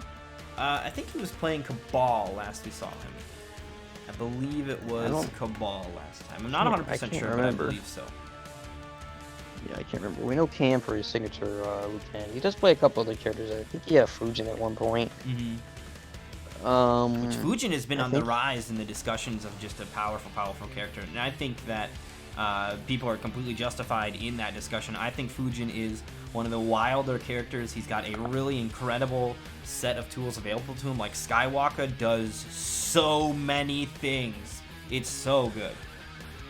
Oh yeah, Skywalker gives you a launcher, gives you great, like some awkward little pressure. Mobility, avoidance, mobility. it's so good. Yeah, it's for one slot. It's in my opinion like top 5 moves in the game. And it doesn't compete with other stuff, which I think is one of the other cool things about it. You know, a lot of really strong moves sometimes come with the side effect of replacing another good move, or, you know, having a conflict with another move. And Skywalk is just there, and you can put it on everything, and it makes everything better. It's like your favorite condiment. I almost picked one, but I knew the chat would not agree with whatever I picked. So it's like hot sauce. Fight it out, you guys. Yeah, I actually just checked Recess's card to confirm it. It does seem he plays Cabal. Cabal is another character that's been on the rise lately in terms of how strong they are with customs. His air dash move is... I'm just gonna say it's stupid. It is insanely stupid. Like, it's just, he's got so... The amount of mind games he has is just endless with it, and he's got such great jump-ins to complement it. He's got a very, very good OS with the jump kick OS into Nomad Dash. It works from, I believe, all ranges, if I'm not mistaken. He has such good damage and just great neutral. He's just so solid. He's got great, got good KBs. Yeah, I think that this character is very well-rounded. I think both of these characters are, though, to be honest, right? Both of these characters can do a solid job of just doing the MK11 stuff, you know? Good mids, good crushing blows, decent projectiles, mobility, like combo damage, mid-screen and not. They do a great job. Yo, what's going on, Y2J? Hope you're having a good one. Ooh, first blood gonna be drawn here by Recess. I like how his hook swords are orange. I never noticed that in this game. Yeah, they are a bold I don't know if it's orange. just those hook swords or it's just the skin that does it to all of them. But I never noticed it. Okay, Liu Kang Stagger's gonna... Oh, he's got the nunchuck mix. Interesting. So that is gonna introduce a crushing blow, although that one you don't actually see very often. I think because there's no real mix associated with it, so it's just like a don't do that kind of thing. There's the low again. It's comboing as well, so if he catches him with a random overhead version of it, it will KB, but I don't think we'll see it. It's forbidden, although now that I've cursed it into existence, you guys owe me. When we see it. It'll work. Alright, here we go. Launcher as well with the hook grab. Forces a breakaway, but Recess not going to be phased. Drops the combo. Uh-oh. Can he chip out? Yep, there we go. He's going to Takes chip round out one. anyway. Alright. And he's got great positioning here, too. Now, one thing about Cam's strategy here, I do think the low nunchuck is definitely annoying, but I wonder if it's worth it to confirm into it. He's not building up the bicycle kick KB anymore at that point. Ooh, that is true. Okay, Oh, nice is follow Shock block, able to turn play? back. I didn't hear back from him on Facebook. Although I didn't check, to be honest. I don't. I'm not able to check all the time because I did try to ask him a little bit earlier. But if Shock is good to go, then yes, and we'll fix that. Depending on how far it's gone. Hold up. Okay, yeah, we can fix it. Slick Beats and Typhoon don't play. They probably have already gotten started, to be honest. But yeah, it needs to get reset and then undone. Alright, goes for the air dash. Some staggers, get the throw. Now, Cabal does have a pretty solid throw loop, too. Oh, he already had it. I didn't even know.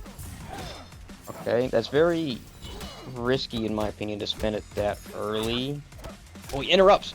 Oh, and he presses. Oh, man, that was so close. He almost stole that back after that throw KB, but Cam was able to get out of that situation really fast and call out that stagger. Okay, nice false block there from Recess. Great throw tech. Oh, I tried the whip punish, but Liu Kang said nope, not having it. Nunchucka comes through. Pressure in the corner now. The jab back from Recess, trying to get his turn back. He's cornered for now. AI 74U. That is ridiculous. Basically what he is, I swear he's... Dude, it feels like fighting a robot, dude. He knows every time you're gonna throw. He's just got permanent residency. Micro ducking. Dude, those Maple Leaf micro ducks. That's so The gross. Maple Leaf micro duck. Oh, man. Oh, is that the KB? Oh, you did it, Stream. You did The it. forbidden KB? You guys owe me. You guys fucking owe me. Into the armor break. I think that would have chipped out even if he go out correctly there. I cannot believe he got the forbidden KB. No I wonder if he fucking heard you and way. said challenge accepted, or if that was just coincidence. Dude, I'm summoning stuff into existence. You guys need some lotto numbers? I'll pick Might as some well and go just play the don't pick those Powerball. and you're good to go.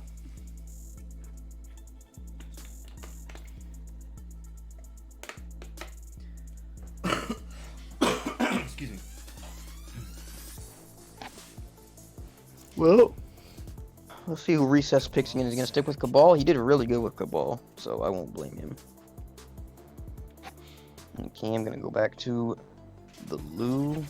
I don't think he did bicycle kick one time that game, did he?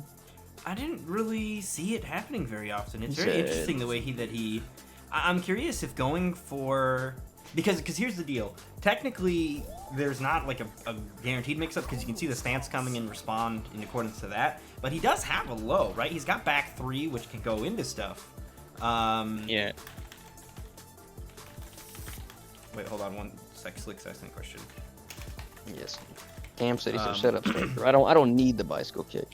But so there is technically a threat of that KB kind of being there, and it might be one of those like bark is worse than its bite kind of deals where you are like he constantly puts the fear of it, which then lets him go for the low or whatever he wants afterward, and then he's able to kind of bust it out in the late game for the kill, and he's just constantly putting that threat, right? Your opponent is worried about the overhead and not wanting to get caught by it, and that lets you do stuff.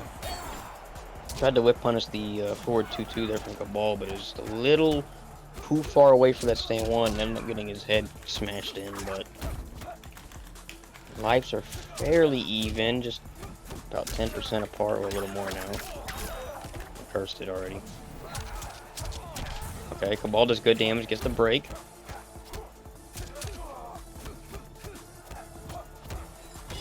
Think. Oh, that's enough to negative 10, kill, and too. Cam was ready. That was a good punish by Cam. You do got to be a little bit quick on that, but he was ready for it. Buzzsaw's out. Ooh, jumps right into it. Cam knew it was coming. And look at that, the cancel even on the stance and the command break. Wow. I think that also might be part of why he's taking that nunchucks thing too, because the command grab paired with that, you can cancel out of it to it, so it does give it this extra complementation. I really like what Cam is doing here with this build. It's a little different, Oh yeah, but having that not the exact. Yeah, being able to have the command grab along with the nunchuck stance definitely adds. It kind of adds like a Terminator feel where you can technically pick off anything as long as you do it right. Obviously, it's more real on some things than it is others. But you know, normally you can only tick off a few things with Lou, like his back 1 and I think his pokes. But now you can tick off anything as long as you just have to cancel the stance first. Exactly, and for things that it's too fast for, you just hesitate, and then there you go. Okay, go for that Cabal pressure. Gets the throw. It's the Oki. Wake up bunch. Oh, that's gonna do it. Oh, nicely done. Cam gonna go straight into the kill off of that. No chance of survival here unless a mercy comes out. As Cam is black, takes game number 2. Yo, Mr. Vort snagging a sweater as well. Thank you so much. That is fantastic. Shout outs to Mr. Vort hooking himself up with some gear. And if you guys didn't know, we do have Nightmare Series merch available. That logo that we got is so beautiful. I've been so happy with it for so long, and I realized that I can actually put it on clothing. So if you guys want to get some cool gear and help support the series and the channel, then you guys can grab some gear. And like I said, that logo is so tight. It looks great when you're just kind of wearing it around. So thank you to Vort for grabbing a sweater from the merch. I really appreciate that.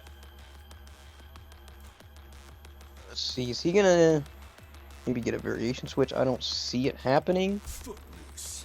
Now, I think that this is like the tried and true Cabal variation. We've kind of seen it slowly happening throughout the Cabal community that, much like the Jackie players, it is a full-on, like, you know, everybody just plays this, right? Every Jackie player has the buff graded version, and everybody that has Cabal, for the most part, is playing air slide gas hook grab. It's just too much mobility, and it's way too much combo extension with the hook grab as well. It's so good.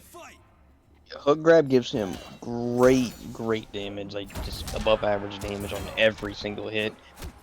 And the air slight guys is giving so many mind games and great mobility. His Cabal, ironically, he's like the fast character of the MK series, but he's not actually very fast in this game in terms of movement. But he gets that armor pretty early. Nicely done by Recess, calling his foe out right now. But there it is, the nunchuck stance, the mix afterward. A three-way mix with the command grab as well in there. So very, very deadly, basically. Anytime you block anything, you have to worry about what could happen from the stance. He drops the combo. Sorry, gets the corner conversion. There goes the overhead. And that sends full screen. It's a little weird. Oh, that was a great reaction there by Recess. Reacting to the fireballs with the fatal blow, and then he's just going to take this round for sure. And he's going to come back towards the corner. Ooh, 319, just enough to close it out. Smart play by Recess. Gonna have to come off that fatal blow in the process, but if things go according to plan, he won't need the fatal blow or even be in that health territory for this next round. That's a trade in Cabal's favor since he gets the knockdown.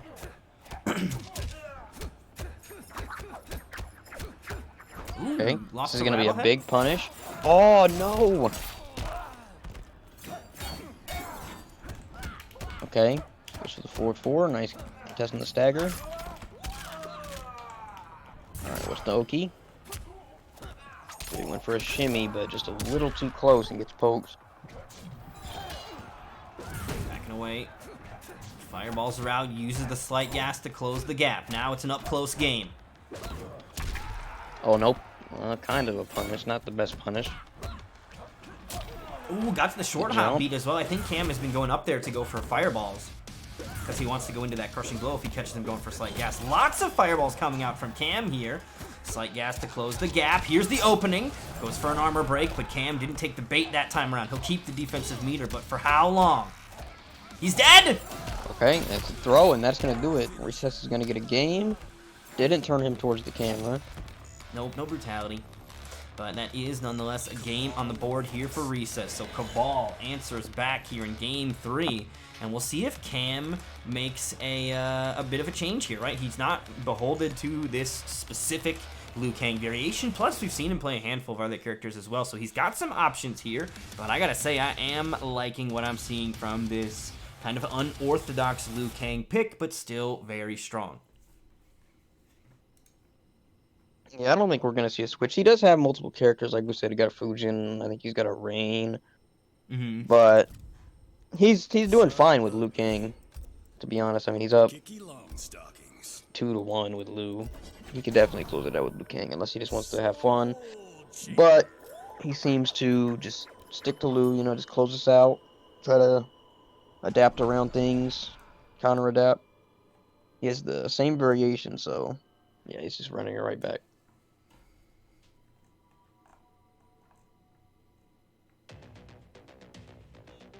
So let's see if he can make some adjustments. All right, here we go. Game 4. Throwing these buzzsaws, fireballs, answering back. We've seen a lot of projectiles from both of these players, but Recess is really able to close that gap whenever he wants. Arguably, Cam do the same with a quick dragon kick, but we haven't really been seeing him going for that gap, you know what I mean? Like, just kind of closing the gap in the fireball game. He's been content to hang back and do the long-range game. Oh, yeah, for sure. Now, Cam, a lot of time, he's not really doing it now. But a lot of time when he has his life lead, he's actually been kind of backing off and throwing fireballs. And in my opinion, that is the best strategy. You know, you want to force them to take the risk. Why would you take the risk if you don't have to? But you can see he's playing up close, and now Recess has started to kind of get some momentum. I mean, Cam's starting to fight his way out, but he had that corner pressure. Oh, he goes for the random nomad dash. Gets caught. Gets the breaker. Oh, what do you do? The stance? It's so scary. Catches him with the low there. Recess freezing up. You can technically start hitting him out of it, but you're so like afraid of blocking it that you kind of focus exclusively on that and don't even think about looking to challenge it. Cam on set point now. An interactable available. You can see it flashing there. Nice little throw. Gonna start to send him toward the corner. Oh yeah, you can get a full launcher off of it. It's beautiful. It's got a bunch of scaling on it and weird gravity, but yeah, I think the gravity changes depending on which side it's on. It's really strange. How strange. Wouldn't be shocked though. Okay, Crispy looks to throw Fungus. nice tech. Crispy Fungus, can you please supply a score when you say that you won? Can you give us a score? I've noticed that all of your games have check marks next to them, and I assume it's because you refuse to type which the score or the pool. Can you please give us a little extra information? Just a little. The check mark king, Crispy Fungus. Look in the past brackets. Crispy Fungus doesn't report his own scores. He just says he won, and they never ever get any score on them. They're just a bunch of check marks. I promise. Look at the past brackets. I mean, that's all you technically need, right? A check mark is a W. That's all that counts. He's giving us the crucial we just like information. the extra info. Exactly. It's for vanity. It's just for vanity. That's all. Okay. Ooh, crushing blow. Yep, he's gonna cash out the damage. There's a breakaway. He's not gonna spend it.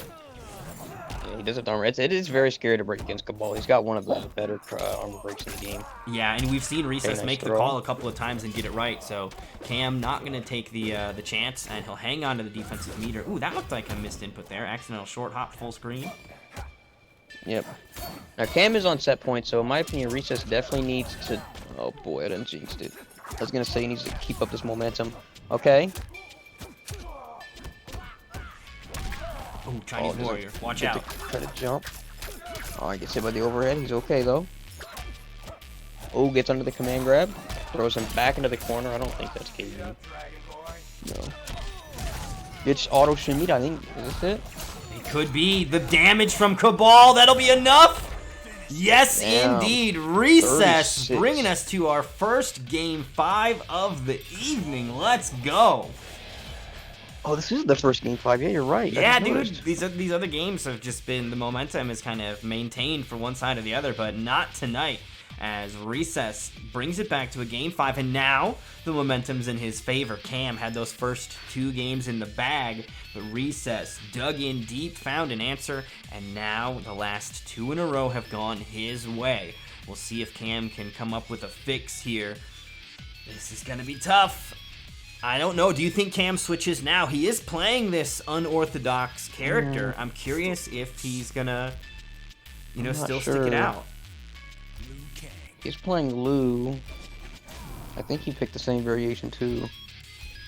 Okay. Lou's definitely his best character for sure, though, like hands down. Yeah, I think he's got the most successes and accolades with Liu Kang. That's definitely the character that he's had the most big successes with. And here, he's kind of proving to be no exception as well. Like, his Liu Kang is really solid. Yeah, he seems to be. I'm just gonna say that this is probably, I guess, Cam's main variation for Liu. I feel like, most people use the buff instead of the nunchuck stances for that extra damage, but he likes to throw in that extra layer of offense in there, keep the opponent on their toes, kind of scare them a little bit. Yeah, and it also makes them want to block even more and maybe open up for the command grab a bit more. That's one thing I do think Cam could be doing a little bit more, is try to throw in a little more command grabs, but we'll see. As I say that, he actually just tried to read a command grab. What's wrong? Yeah, gotta be careful. Yo, what's going on, Victo Stream? Alright, nice throw here. Just a normal grab from Cam. Gonna be extra damage, though. The normal throw does do more damage than his command grab. Not the case for everybody, but it is the case indeed for Liu. Alright. Okay, so back one into the grab. Gonna take the life lead here as well, but not by a lot. They were about dead even when that throw connected. Fatal Blow gonna be available soon here for Recess, which means Cam's gonna need to be careful. We saw what Recess did with the Fatal Blow last time. Able to clutch it out, utilizing that when Cam got a little too Fireball happy. Now, Cam can eat a Fatal Blow right now. It's not advised, but he can survive it. Okay, he punishes the cancel.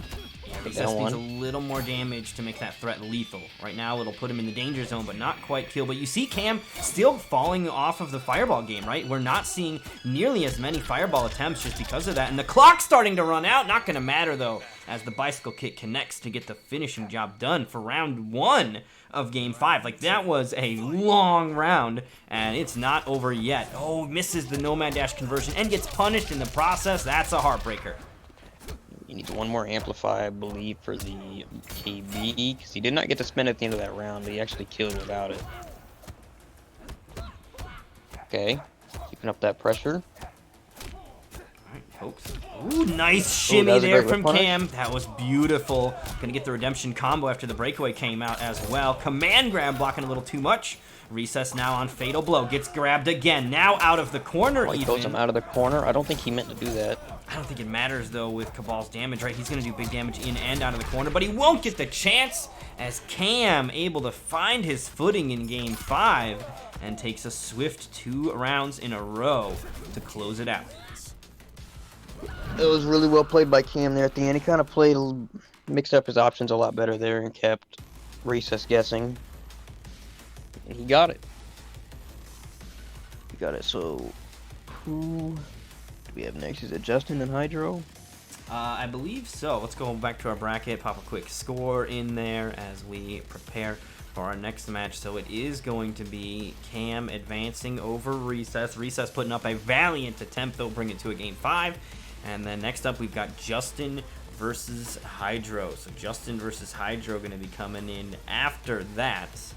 And then taking a quick look around, I do believe we'll be venturing over to the other side of the bracket then, where we've got Ghost Cats and Blaze and Izzy versus Armonbot waiting. And then we've got our matches for top 8 following that. So let's go ahead and get those invites out though to Justin and Hydro, and we will be right back with that action here in just a moment. Also, big thanks to MK Gotham coming through with the sub as well. Thank you, thank you, thank you. Very much appreciated. Oh, and look at that. Mother Dearest is in the chat as well. Hello, Mother. Hope you're having a great evening. My mom is Tesla, by the way. Oh, okay. Who did you think it was? Who did you think it was? Oh, okay. You didn't have an idea. I thought that maybe you were trying to accuse, but never mind. We're good. No, I thought somebody came in the chat with the name Mother Dearest. Oh no, I'm actually that's how I refer to my mother. Okay. She's a pretty Good to know. fantastic lady. All right, so Justin and Hydro getting sidetracked. Hold up.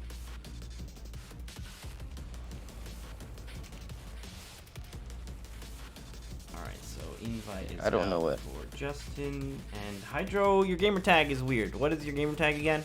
Is it still Hydro or is it got Xander in it now? Okay, yeah, he put it in there. There we go, Xander 12. All right. Xander 12. I knew it was not what I thought it was before, and it had changed. Oh wait, whoops. Xander has an R in it. Let's remember spelling here. All right, Xander 12, and he might be the only one. I guess so. We're gonna try. You said your gamer tag is just Xander 12?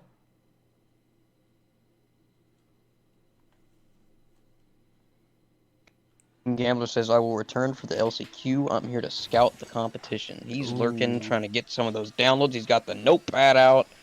That's what I like to hear. King Gambler, writing it down. Speaking of, King Gambler has made it via the LCQ, I think multiple times, at least once. Like, he slid in for that LCQ and just brought that tomahawk down on everybody. So if you've been keeping your eye on the LCQ, you're not alone, and King Gambler is going to be a tough matchup there. So most of these players looking to avoid that here tonight. That is going to be, that's going to be scary. Oh, yes, I think it was almost twice. Yeah, wasn't it like second place on another one of the LCQs? Heartbreaker. Man, give me Gambler in the LCQ. He better block right. Yeah, you're going to have to fight him. Yeah, Striker, you're going to have to brave the LCQ. How you feeling? The LCQ is always a bloodbath. Oh, dude, I love it. It's an absolute meat grinder, and you get some really, really exciting players coming out of the woodworks. You know, speaking of, perhaps Pulse will make an appearance as well, one of the other previous season Nightmare Series champions. K7 Showoff may decide to pop through the LCQ. There's a lot of potential for the LCQ, so we'll see what happens. We do have Justin here in our lobby, just waiting on Xander. Xander, you might need to give me your gamer tag again. Are there additional numbers in your gamer tag that I need to be worried about? Because I don't think I got the right Xander 12. Is it Xander space 12? Check. Yeah, you search for some different Xander 12s as well. We're going to get to the bottom of this one. I'm going to have to put that out. It says Xander 12 with a red and black picture, but I don't see no red and black picture. Oh, see, there's numbers. It's 2890. Those 2890 is very, very important, my friend. Oh my god, I put the 2890 in the wrong spot. Oh, it's all going off the rails. Oh, don't worry, I got it. You figured it out? All right. Excellent. I figured it out. I've solved the puzzle. Yes, here we go. Mr. Jackson, your invite has been sent. Please report to the Mortal Kombat lobby.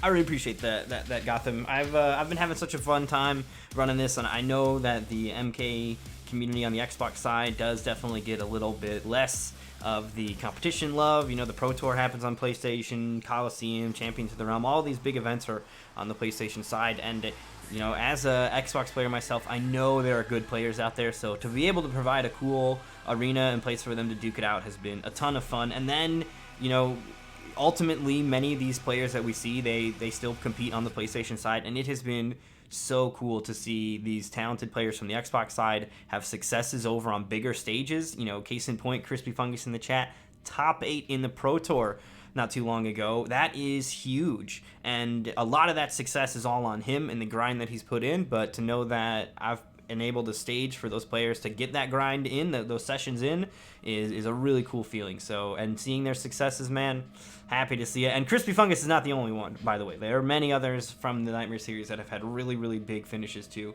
So I look forward to it, and I cheer you guys on every single time. Second twice in Slayer's Invitational. That is sick. Very well done.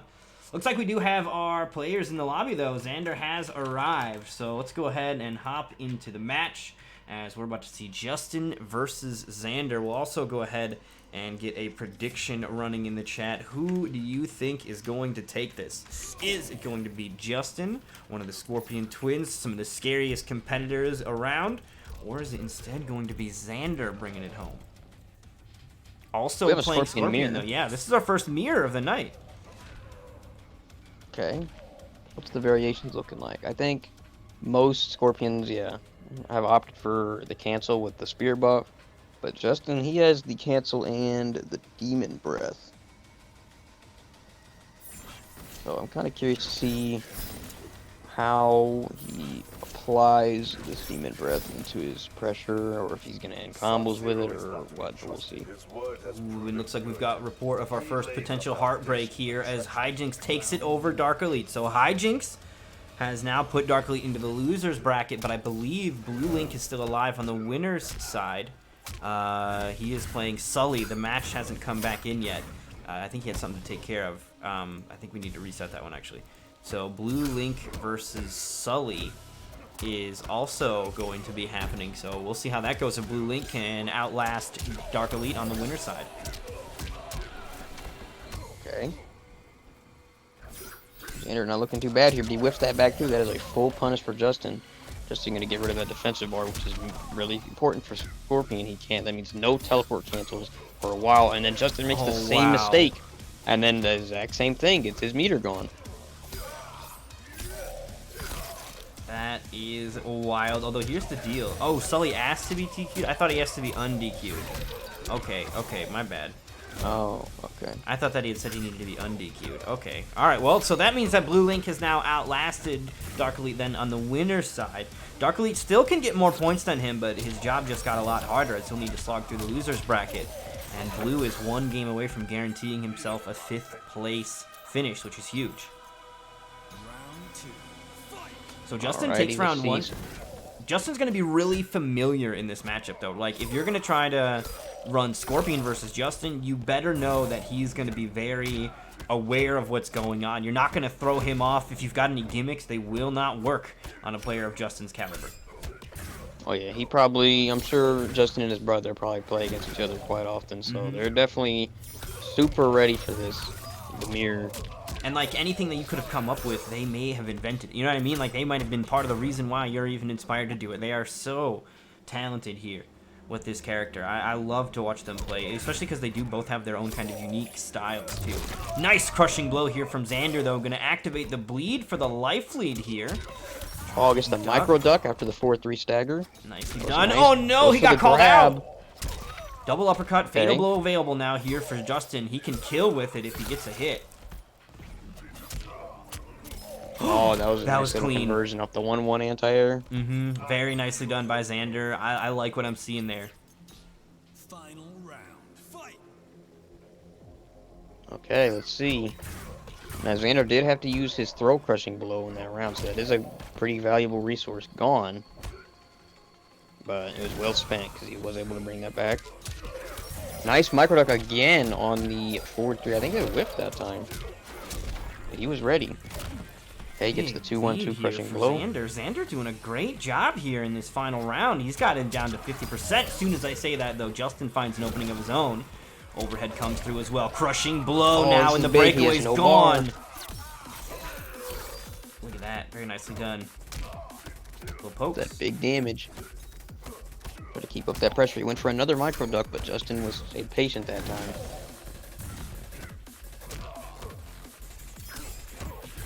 Okay. Teleports out. Okay. Life bar's about even here now, so Justin was able to answer back, but this is going to be the lead here for Xander. Fatal Blow is now going to be on the table, though, so how much of a lead really is it when you can get launched into death? Great flawless block. I think he might actually survive because of the scaling on up 2, but we'll see. This last hit actually might be enough. I might have spoken too soon. Yep, definitely dead. Justin takes game 1, and that was what I was saying, right? You have a quote-unquote life lead, but as soon as you get touched, then now you're dead because you've given them Fatal Blow, and their damage output now surpasses what you can do without Fatal Blow queued up and ready for you. So they touch you once for 35-40% like Justin just did, whereas if you hit him, you've got to do a normal combo which can be broken away from and is not even going to hit those damage numbers anyway. So deadly stuff. Granted, they don't have enough life to survive anything, so okay, gonna go back with Scorpion. I'm just gonna assume that Scorpion is main, but he definitely looked really good that game. That was very close. So sticking out with Scorpion is not a big surprise. Yeah, that's fine, Hijinks. We can skip that one if you got work in the morning. I don't want to keep you up, so that's fine. We can skip that one. We're not skipping any other matches though. So Hijinks got the first dibs on the hall pass. So everybody else, you gotta brave it. The hall pass. What match is Hijinks playing? It's a match to get into top 8 versus either Scythe Shock or Slick Beats. It's a really good match, to be honest. Not a match that I want to miss, but if he's got work in the morning, that's important. So I don't want to, we'll make do. Shimmy back and forth. Nice overhead to clip him here. 3. I like Xander's refusal to switch off the character too. He is still, despite having lost that match and barely, some could argue, determined to continue to stick it out here with his Scorpion, despite the fact that he's up against one of the best Scorpions in the business, right? Like, not even deterred by the fact that he's up against one of the true masters of this character. Oh, for sure. Okay, that was a great hit confirm there by Justin. Moves into the sphere, gets a knockdown. Again, these overheads keep on connecting here for Xander. One thing I'm noticing from Justin is he's very aware of his opponent's meter. He's not afraid to throw out some of his strings that normally have flawless block gaps against him, who, if he has no bar to up to, so it's not really much of a threat. But he's only really doing it in those situations where it's a lot safer. Okay, great hit confirm. That's I think one of the key elements too is if you've got really good management, not only of your own meter, but your opponent's meter, and being aware of where their resources sit and what you can and can't get away with based on that, that is actually a very, very helpful and key fundamental part of really being able to play this game, and it'll allow you to outplay people because you'll be running circles around them in ways that they're not even fathoming. Yeah, there's some people that struggle to keep in mind their own resources, so if you're able to twist around that, and it's gonna make their life a lot more annoying, and you can be safe in situations you normally wouldn't. Okay, Takes the tries not knockdown. to break. I love that Justin's been going for that string and then just teleporting out when it's been blocked. We've seen him do that quite a few times. It's completely safe for him as well. I'm curious Nice if block on that overhead. Xander could maybe like call that out and do a teleport of his own to meet him. You know what I mean? Like if he's just gonna do 1-1 tele or back one into telecancel or far away cancel, why don't I just teleport and hunt him down? I don't know how quick he recovers on teleport, so maybe it wouldn't even work. But I don't think that Justin would be anticipating it. And Scorpion's one of the few characters that can chase Scorpion down. Right when he teleports to the other side of the screen, a lot of characters they don't have a means of really challenging that. He's out of there. Oh yeah.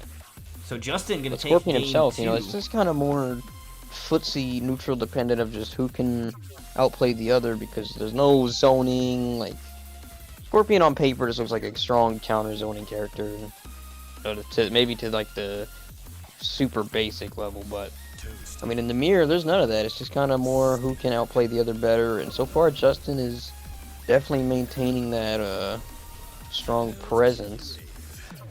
But Xander's gonna run it back again with Scorpion. I respect it. I respect the loyalty.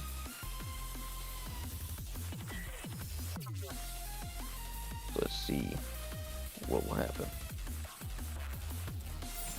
All right. So here we go.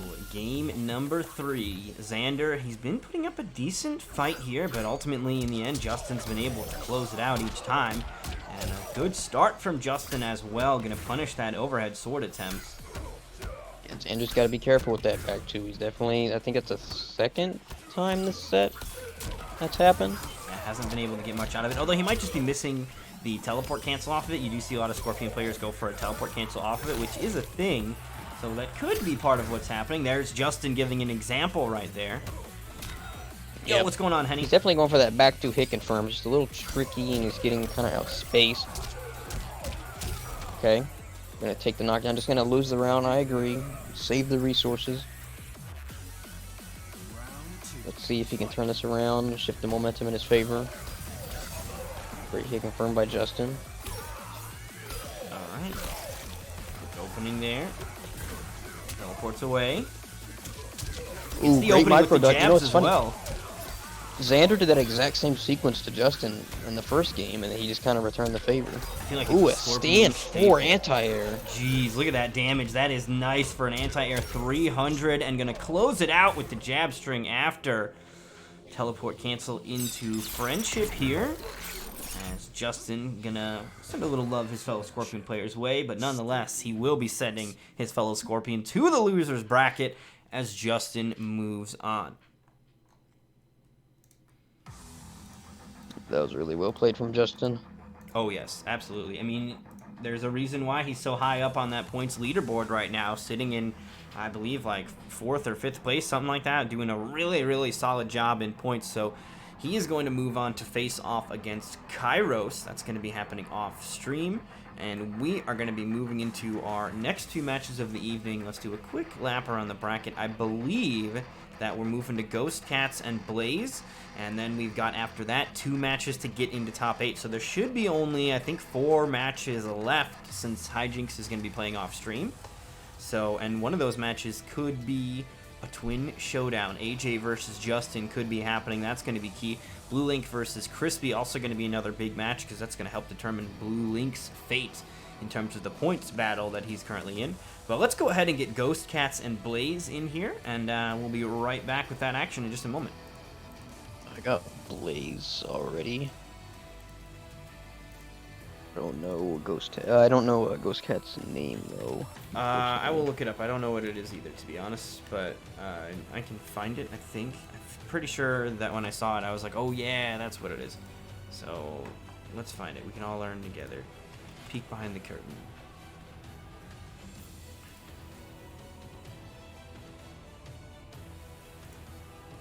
It says that his gamer tag is UberNuber23. That's what it is. I knew it was something that I like semi-recognized, but because I had seen it before, but it is UberNuber23.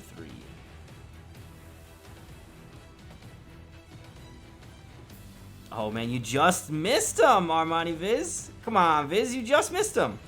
You got to get here quicker. You could have talked shit while he was on the screen. It was a Scorpion mirror. You would have loved it. You would have loved it. We had his brother Justin. We haven't had AJ on stream yet. Viz would have loved it. There was teleport cancels all over the place. They were throwing each other a bunch too. We had Freaking wild. garbage Covenant J. Don't you worry, Vis. Can we get some buff Terminators in the chat? Hold up. I like it. Respect it. Respect it. Big Striker, yes sir. Big Striker on the mic, Vis. Indeed. Love to see it. We got the Terminator Extraordinaire here joining me on the mic. Shout out to Striker. Always a pleasure having you here as well. I honestly, there's a part of the reason why I don't let you on the mic as often is because I like watching you play, and I can't have that happen if you're on the mic. So we'll see. The LCQ though, we'll definitely get ourselves a dose of Striker action because, man, that is a fun thing for me to watch. Looks like we do have our competitors here in the lobby though, so let's get into watching some more action as Blaze versus Ghost Cats is about to be underway. This man Hijinks is such a clown. He redeemed Get Your Match on stream. Which one is it? Well, Hijinks, would you like to play on stream? I hear that you might have an upcoming set that we could run on the stream if you want. He might just be looking to play on stream LCQ though. Maybe. Those are points he could be putting toward the revival tournament though, so you guys better He's scold playing him. Johnny.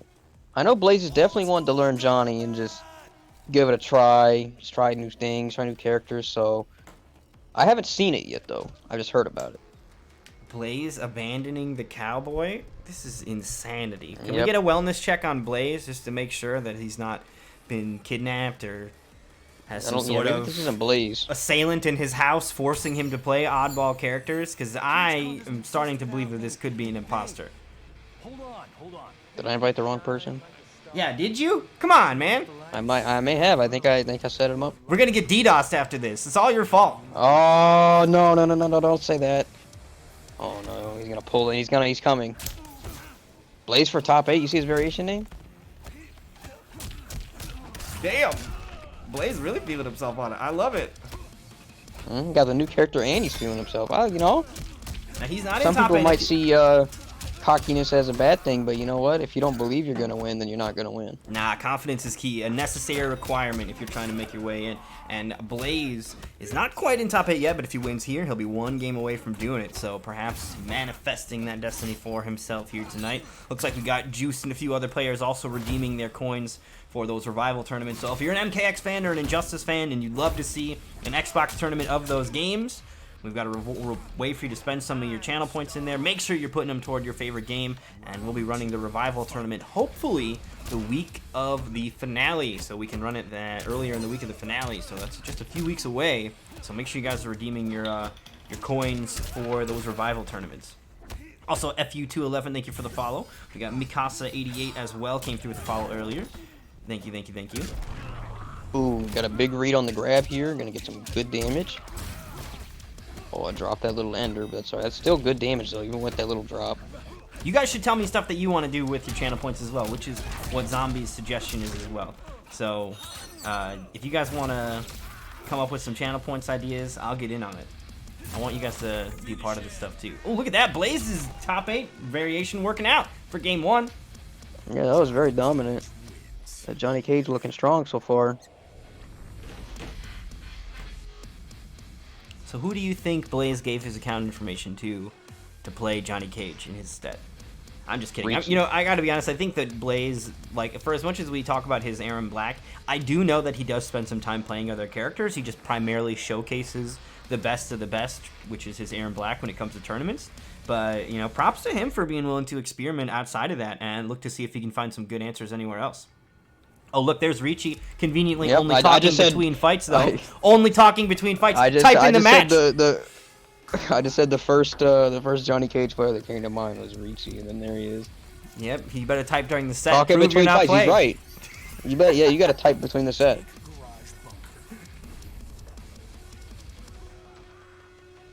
Richie, a very, very talented Johnny Cage player around these parts. And that Richie kid sucks. Hey man, he's the villain, so you can run your mouth all you want. He's a man. villain. He can handle it. Yeah. We trash talk each other every time I see him. I tell him he's ass. Anyway, he's sticking it out with Kung Lao. I believe this is the same variation. Nice quick little micro duck underneath that big swing. Oh, the flawless block, though. Blaze came to play. That's the thing, Blaze's flawless block game is actually quite solid, and that is something that transcends characters. Aaron Black doesn't have different flawless block timings as anybody else, so you're still going to have to watch out when you're trying to push buttons against a player as talented as Blaze. Okay, gonna start. You got a life lead. Kind of going in, though. Interesting. Pungala's got interesting combo routes. I kind of like watching this combo. Oh, this is big.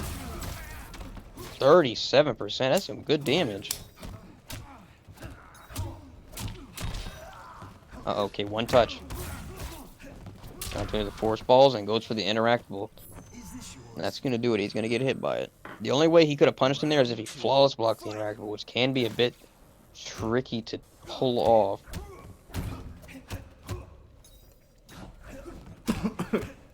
Yo, Rink gifting a sub over to flawless Ricci. block again. I like it. Rink is a Team Rocket fan too. Too late on the call. That's what's up, Rink. Rink is a Team Rocket fan too. I like it. Little Ricci talking in between the match to say thank you. That's okay. That's proof. Now, okay, there we go. Rink baited him into exposing himself.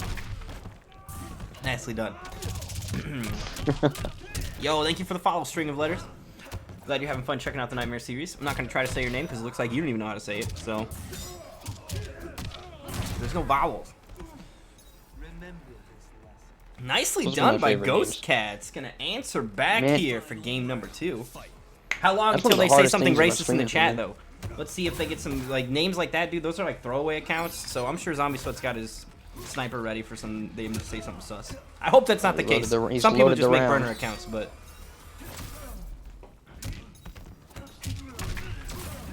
Alright, Blaze looking strong here. So what Blaze could do here, once he has this life lead, he could definitely just play for mistakes. Like, Johnny's a very strong character, very, like, great at whiff punishing and just kind of hurtling you out in a sense and just making you take that risk and do something stupid. Yo, Dark Elite. Let's go indeed. 8 months strong. That's what's up. And Dark Elite, I'll remind you, is the person in the community that's known me the longest. I mean, there's like maybe a couple people that I've met from like offline events that I kind of hang out with, but they don't really play anymore. But Dark Elite, we met back in the Injustice 2 days before I was even streaming.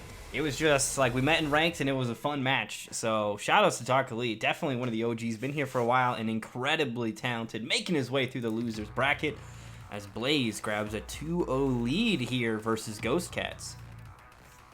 Right, you tell him, King Gambler. I want Ricci back in these brackets too. Let's go.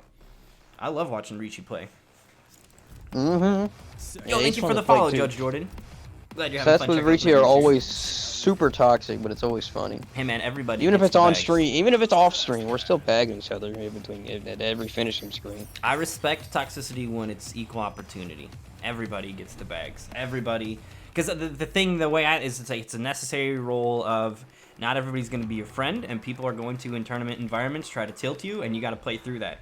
Because especially if people know that it bothers you.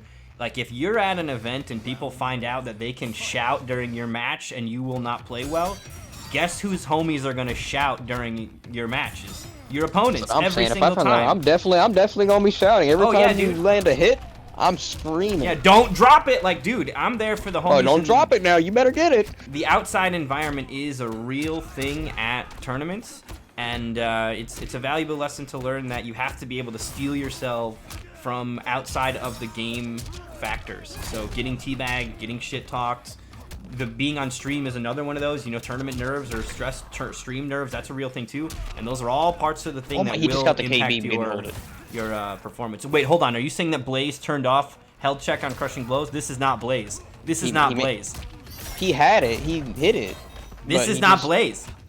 It's not Blaze. You're right. How can this be Blaze if he didn't hit a crushing blow? He's a degenerate. I've seen him. He smiles about it. I think actually he was saying he was turning it off though. He's trying to get with the program, so proof of it. He's seen the light. I think because he's lost too many KBs. There's the only ones that make sense to me is Cabal players. Cabal players made a good argument about the buzzsaw KB. It's annoying to hold a button while you can move around. Blue says every time Striker mixes at an offline, I'm screaming buff spawn. Let's go. Yeah, you're right, Zombie. Blaze did say he was making the change. He saw the side of the light and he was abandoning his degenerate ways. And it's working out for him. Blaze looking real solid right now. with this unusual character, I think he just started playing Johnny like today, actually, if I'm not mistaken. So this is pretty cool to see. Oh, that short hop invincibility to the poke. Is that gonna kill? No, not quite. Just barely gonna stay alive there. Goes for the chip out and finds it. Those double highs, Ghost Cat ends up blocking them, and that is gonna cost him the game. Oh, silence. The music here is great.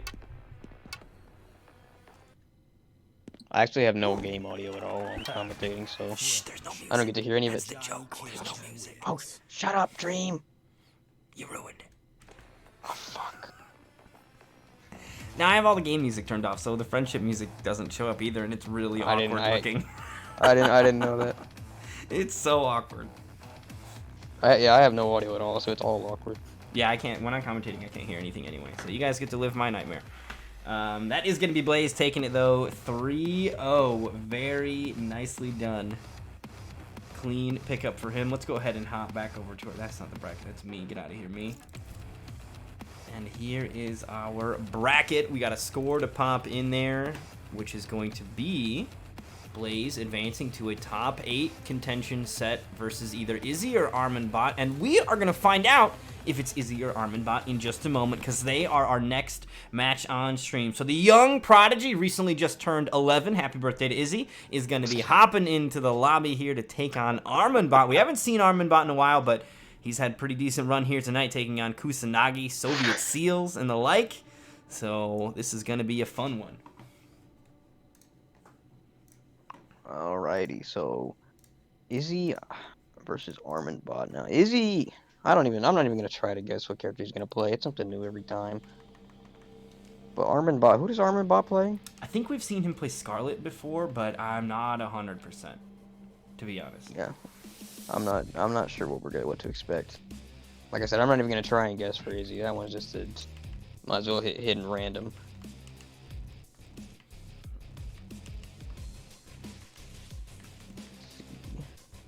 Alright, so we got the invites out here to... Wait, hold on. I don't know Arminbot's gamer tag.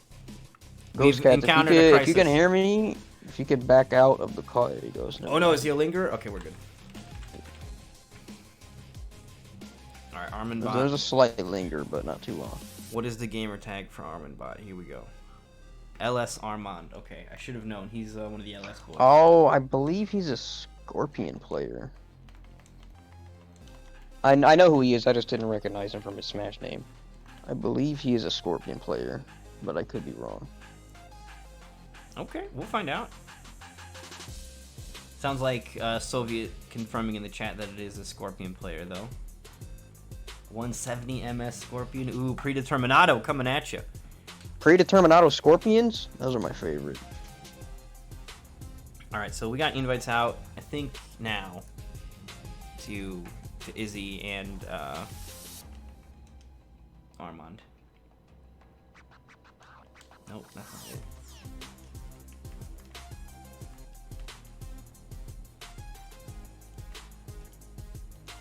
It's been a while since we've seen Izzy on stream as well, but he always has some weird, wild character to play. One of the few character players that we've seen not only bust out the RoboCop, but do really well with it when he uses it. So, really exciting to see what he ends up picking here. I talk to Izzy pretty often. I personally think RoboCop is one of his strongest characters, to be honest. He has a lot of success with that character, which is very surprising.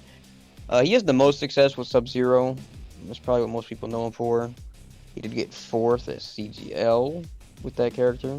I thought he got 3rd. Really impressive. Did he get 3rd? Was it 3rd? I think it was 3rd. I think It might have been. I think you're right. I think it was 3rd. I think right, it was like right. Dragon and Ninja Killer were the only ones that beat him.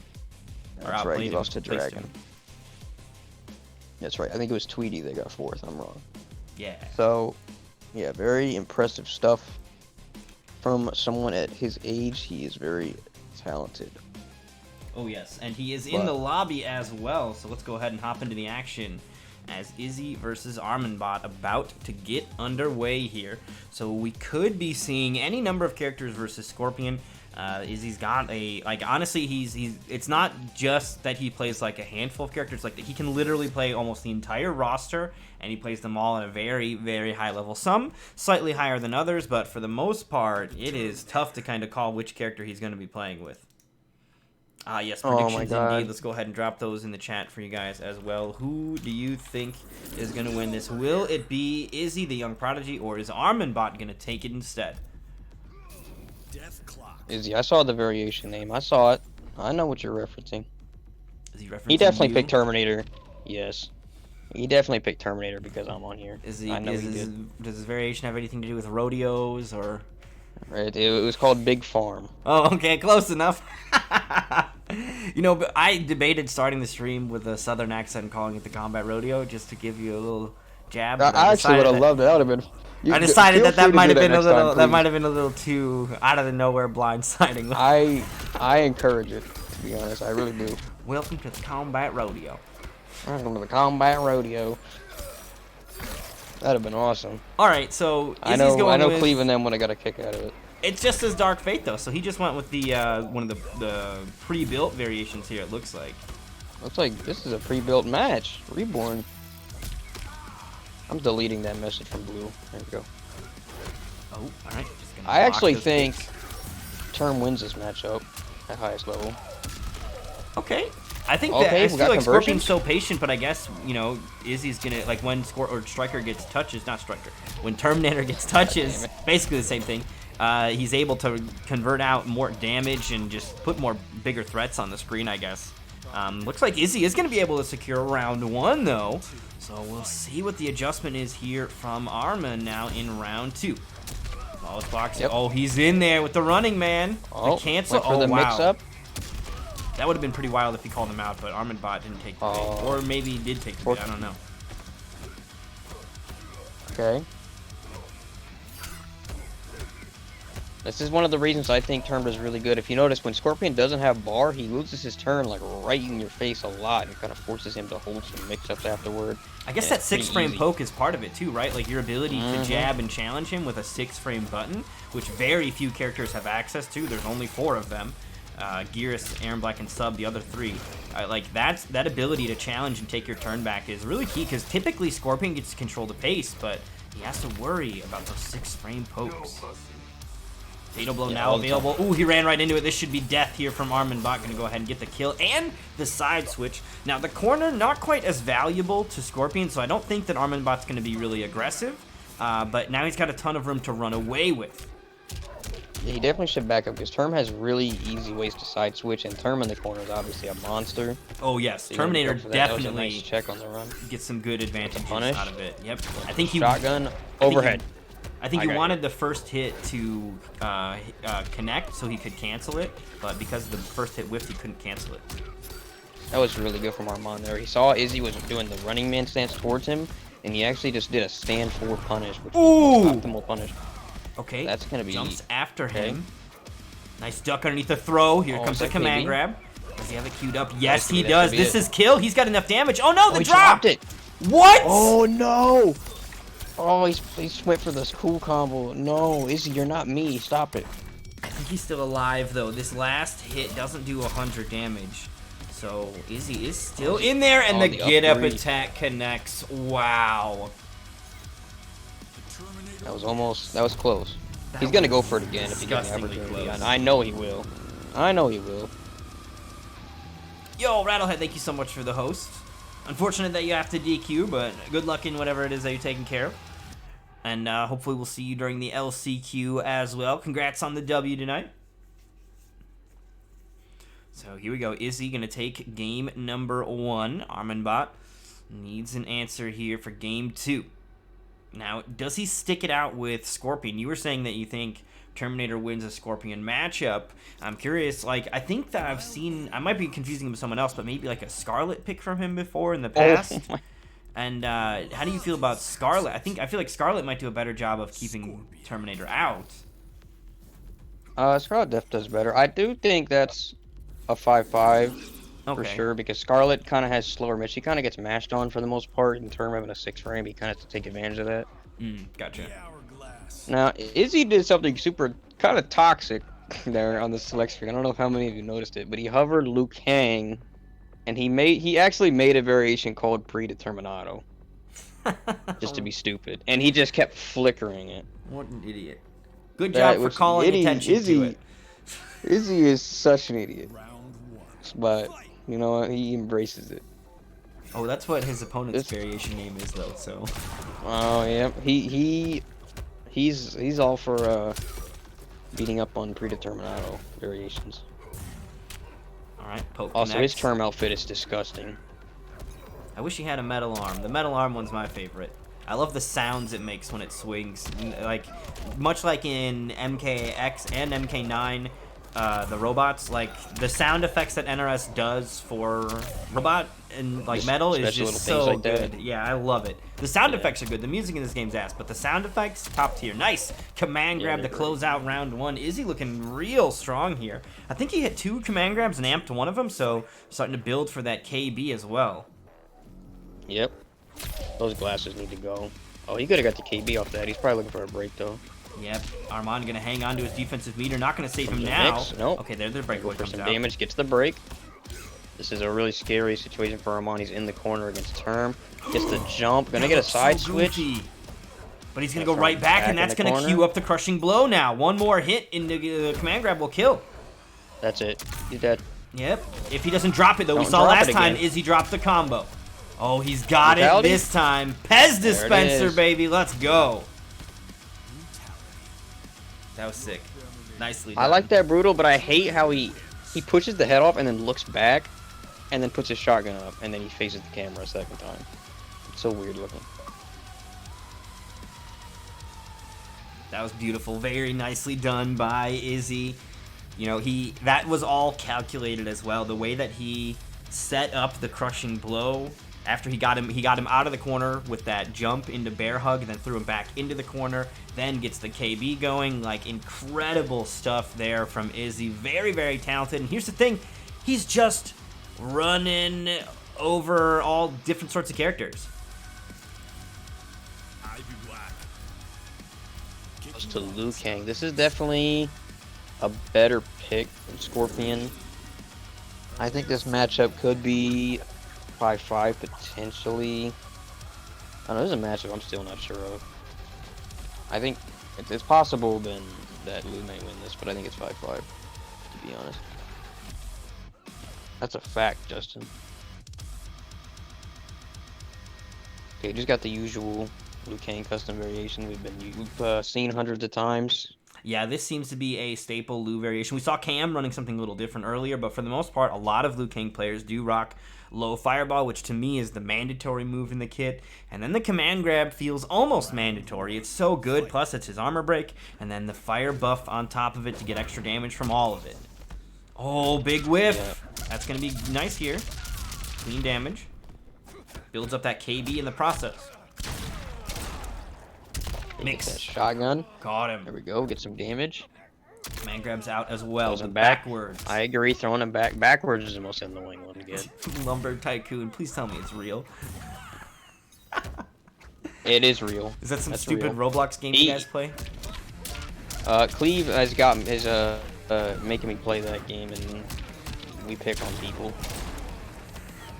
Want to know? Yes, it is a Roblox game. It is a Roblox game. You want to join us? I'm hanging up You should the join call. us sometime. I'm hanging up the call. Have a nice night, Striker. I'll see you later. Ooh, shotgun blast. I He's gonna tried. win the Cleve. zoning war. He got him? No way. Wow. So 0.52 health shotgun? remaining. what a lot of people don't know is shotgun actually does more damage the closer you are to them because it's a shotgun. Oh yeah, that is right. Yeah, it does have variable he was- damage based on distance. If he was mid-screen-ish, he would have actually, since his shotgun hit first, he would have won the round. It would have done 1% more damage and would have killed. And it does 6% full screen, 7 mid, and then 8 if it's in their face. But you only really do it in their face, not special game. Yeah, or like for combos, right? It's like that's the damage it uses for combos. Oh, nice bear hug for the Okay, restand. that's a tricky conversion. Go straight into command grab Stand here. 4, interesting. Oh no! Okay, I've been there before. It's very painful. Oh, misses the dragon Oh, he kick drops input the flying though. kick though. That was really big. That's Gotta gonna be give careful Izzy a jumping little the extra health to Terminator. work with. Oh, he tried to dragon kick The in there triple before shot. the shot.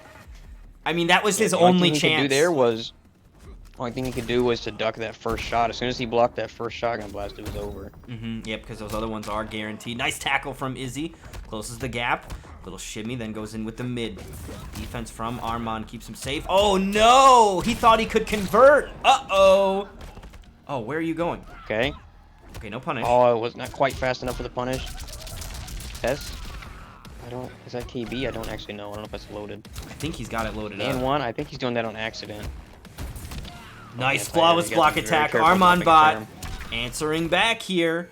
One hit into the bicycle kick KB could kill if he's got it. I don't think he does, actually, if he's not using it, though. Why isn't he using it? Oh, no. Oh, does he have it? This is death if he has it. He's got fatal blow. He's dead.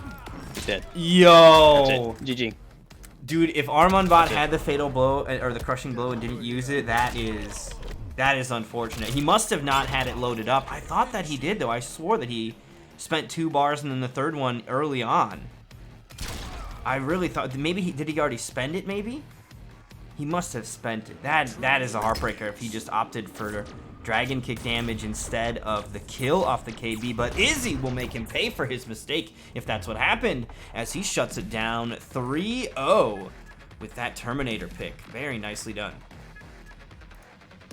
I'm taking notes. All right, And that was one sick. command grab. That was nice. Why not? So it looks like Hijinks that's won great. for top 8 versus Ice Shock since they played off stream. Blaze and Izzy are going to go ahead and fight off stream. That is going to be a match happening off stream since we just watched both of them play to get to that match. So we're going to go ahead and jump into Crispy Fungus versus Blue Link next. And then after that, which is going to be a pretty marquee matchup of the night, we've got the twin showdown, Justin versus AJ. They are neck and neck in points right now. Justin slightly above AJ. If Justin can get more points than AJ, or even a better placement than him, he'll obviously stay ahead. Because AJ needs to outplace Justin to get more points than him. So that is going to be interesting to see how that match breaks down. So definitely stick around for that. But before we get into that, we are of course going to get Crispy Fungus, points leader right now, versus Blue Link, who is currently tied with Dark Elite and needs to outplace him to make it. So this is definitely going to be an interesting match. We'll get those invites out, and Crispy Fungus versus Blue Link coming up next. Got blue in here already. I already sent invites out. So we got blue in here. Did I do it too early? Am I fired? You did do it too early, but you're not fired. And then Crispy Fungus is the other Sorry, half. we're on probation. But Blue is here, you said, so we'll put his name in P1. And Crispy will be with us in just a moment.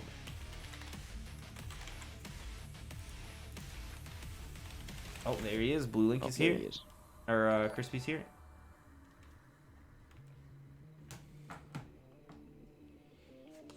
Alright. Yo, Brutality Bowl coming through with the host. Thank you so much. Hope you guys had a great stream, and for those of you guys coming from the Brutality Bowl, welcome, welcome, welcome.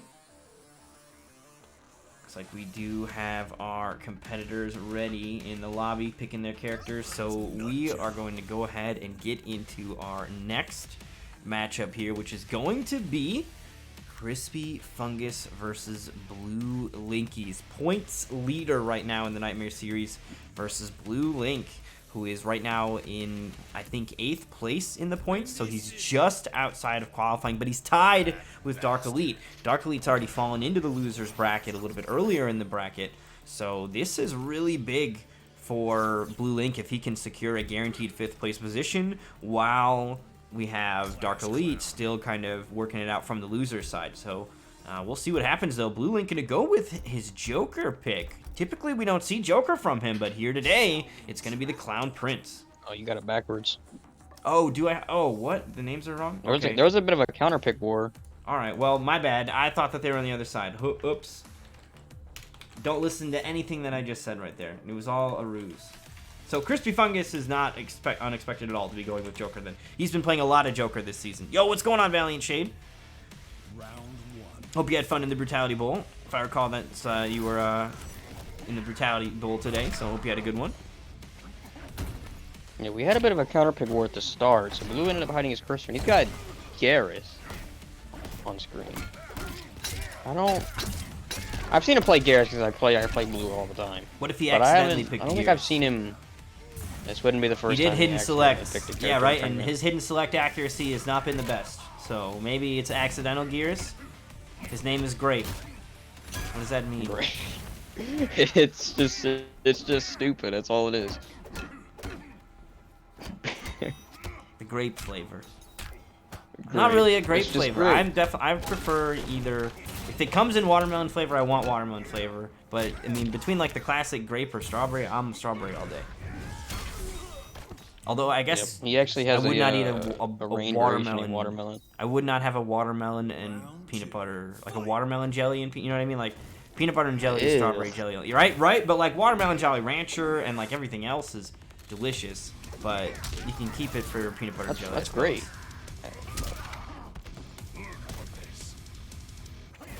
Alright. Okay. He's kind of playing a lame game here.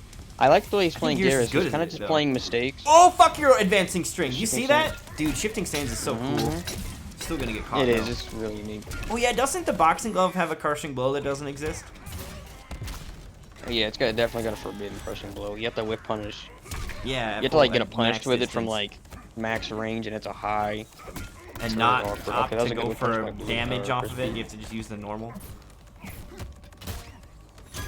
Ooh, oh, reversal punish with the big fist here. Ooh, yeah, he's got to punish. If that Jack in the Box does hit on the way up, it is more negative, and Garrus can actually get a reversal gauntlet. Not the best punish, but, you know, some characters don't get a punish at all, so just having something is always nice. Yeah, because that Jack in the Box can be really, really impressive otherwise. Nice! Oh. Gets over the fatal blow, and Blue Link gonna actually get the W here with this Gears pick. Maybe it wasn't an accident, although when he did pick accidental Liu Kang, he won. So, just saying.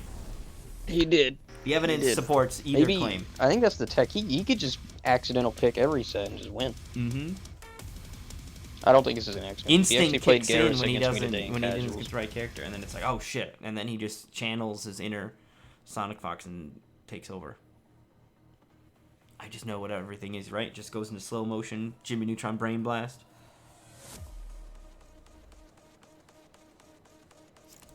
So Blue Link on the board first here. Crispy Fungus. Is he going to stick it out with Joker? We've seen also, of course, his Kano, and then the character he's most notorious for is obviously that Collector, which we haven't seen much of his Collector this season. I want to say it's only come out once or twice. It's been much more Joker and Kano this time around, perhaps looking to make prove a statement or kind of say something in that, like, hey, I don't just need Collector to win. Oh, yeah, Man, I mean, really appreciate that, Valiant Joker- Shade. Thank you so much. Joker and Kano also just undoubtedly just better characters than Collector. I mean, Collector's always been solid, but oh, my dog's getting pissed off. But you know, Joker's one of the best characters in the game right now. So a lot of times, if you're trying to win, he's in my you know, top you three. make He's in that my money. top three for sure. I think Joker is incredibly strong. So sometimes, you know, you just gotta pick up that crazy stuff, man. If you're trying to win, you're playing for money. You gotta do what you gotta do. Now, Blue Link, he's opting to block high after the mid. That mid string ends in a low. So a lot of people think, oh, I'll just block low on it every time. But if you block high and he does the Jack in the Box, it will hit on the way up and be more negative. And that's how Blue's actually been punishing it. Is he's blocking high, making himself susceptible to the low. However, if Crispy goes for the Jack in the Box, he actually is getting a punish on it. That is why he's eating that low. Trying to get a comeback going here. Fatal Blow available from Blue Link as well, so only needs one more big hit. Okay, he might actually be able to do this right now with Fatal Blow. Okay, Since Crispy if didn't that's gonna break, I kill don't know or if it's not. going to kill. He didn't get any extra damage with like a hit into it, so I think Crispy Fungus might survive that's this. dead. Oh, wait, nope, he's super dead. That 420. did a lot more damage than I thought it would. All right, well, you know what we got to do for the 420 damage. Celebration. A prayer. You take over. I'm busy. 420 damage. Alright, you got it. Alright, so Shifting Sands almost pulled him out of that, but not quite enough. No hit confirmed, just gets the Jack in the Box, which whiffs on hit on that string. So Crispy has to keep, excuse me, Crispy has to keep Blue in this corner to maintain Joker's pressure. This is what Joker does best, is just kind of not letting you play the game and just keeping you stuck in that corner. Okay. I wonder if he could have got a conversion off that. It looked a little weird. Okay, gets auto shimmied, goes into the launcher. Drops the combo though. Drops to low. Just kind of some turn taking here. Oh, he misses the punish. He got back two instead of down back two. Fuck him up!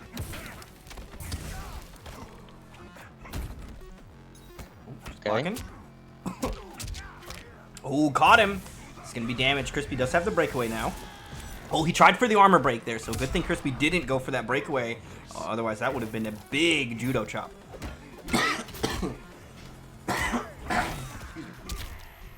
He goes to the legs now. He's looking for that KB, but no counter hit. Still some solid unbreakable damage nonetheless. Tried to press afterward, but gets checked with the mid. Look out for the throw KB, and he reads it. Wow. Going up 2-0. Is that KB? This or is Brutal? huge for Blue Link right now. Because Blue Link is working on trying to make his way into the finale. He's right now 8th in points, just outside of making it. And if he can get a winner's side top 8 finish, which is what he's playing for right now, that is guaranteed 5th place. And as long as he gets more points than Dark Elites, he will be likely making it into that finale. So this is pretty big here for Blue Link. He does have a few other players in the points running to contend with as well that he needs to worry about. So it's not just reliant on what Dark Elite's placement is, but very, very important here. Crispy going to Kano. Now, interesting enough, while Garrus is a big body character, Spit does not jail on Garrus, Oh my which goodness. is really strange. Buff him more, they say. He is a big character, but it does not it does not jail on Garrus. So And he's got a great fast poke believe- to get out from underneath it, right? Like a 6-frame jab or down one on top Yeah. of being able to low profile it in the first place. Pretty tight.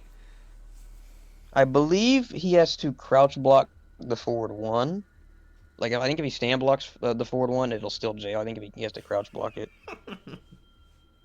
Oh no, you see what he said in chat? Yeah, thanks, Big Farm. Big farm.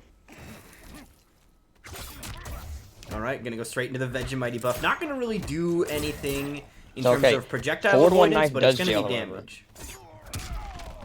Forward one knife does in fact jail with Kano though. That's why you're gonna see Crispy doing that a lot, to try to condition Blue to continue to block so that he is open to do the spit.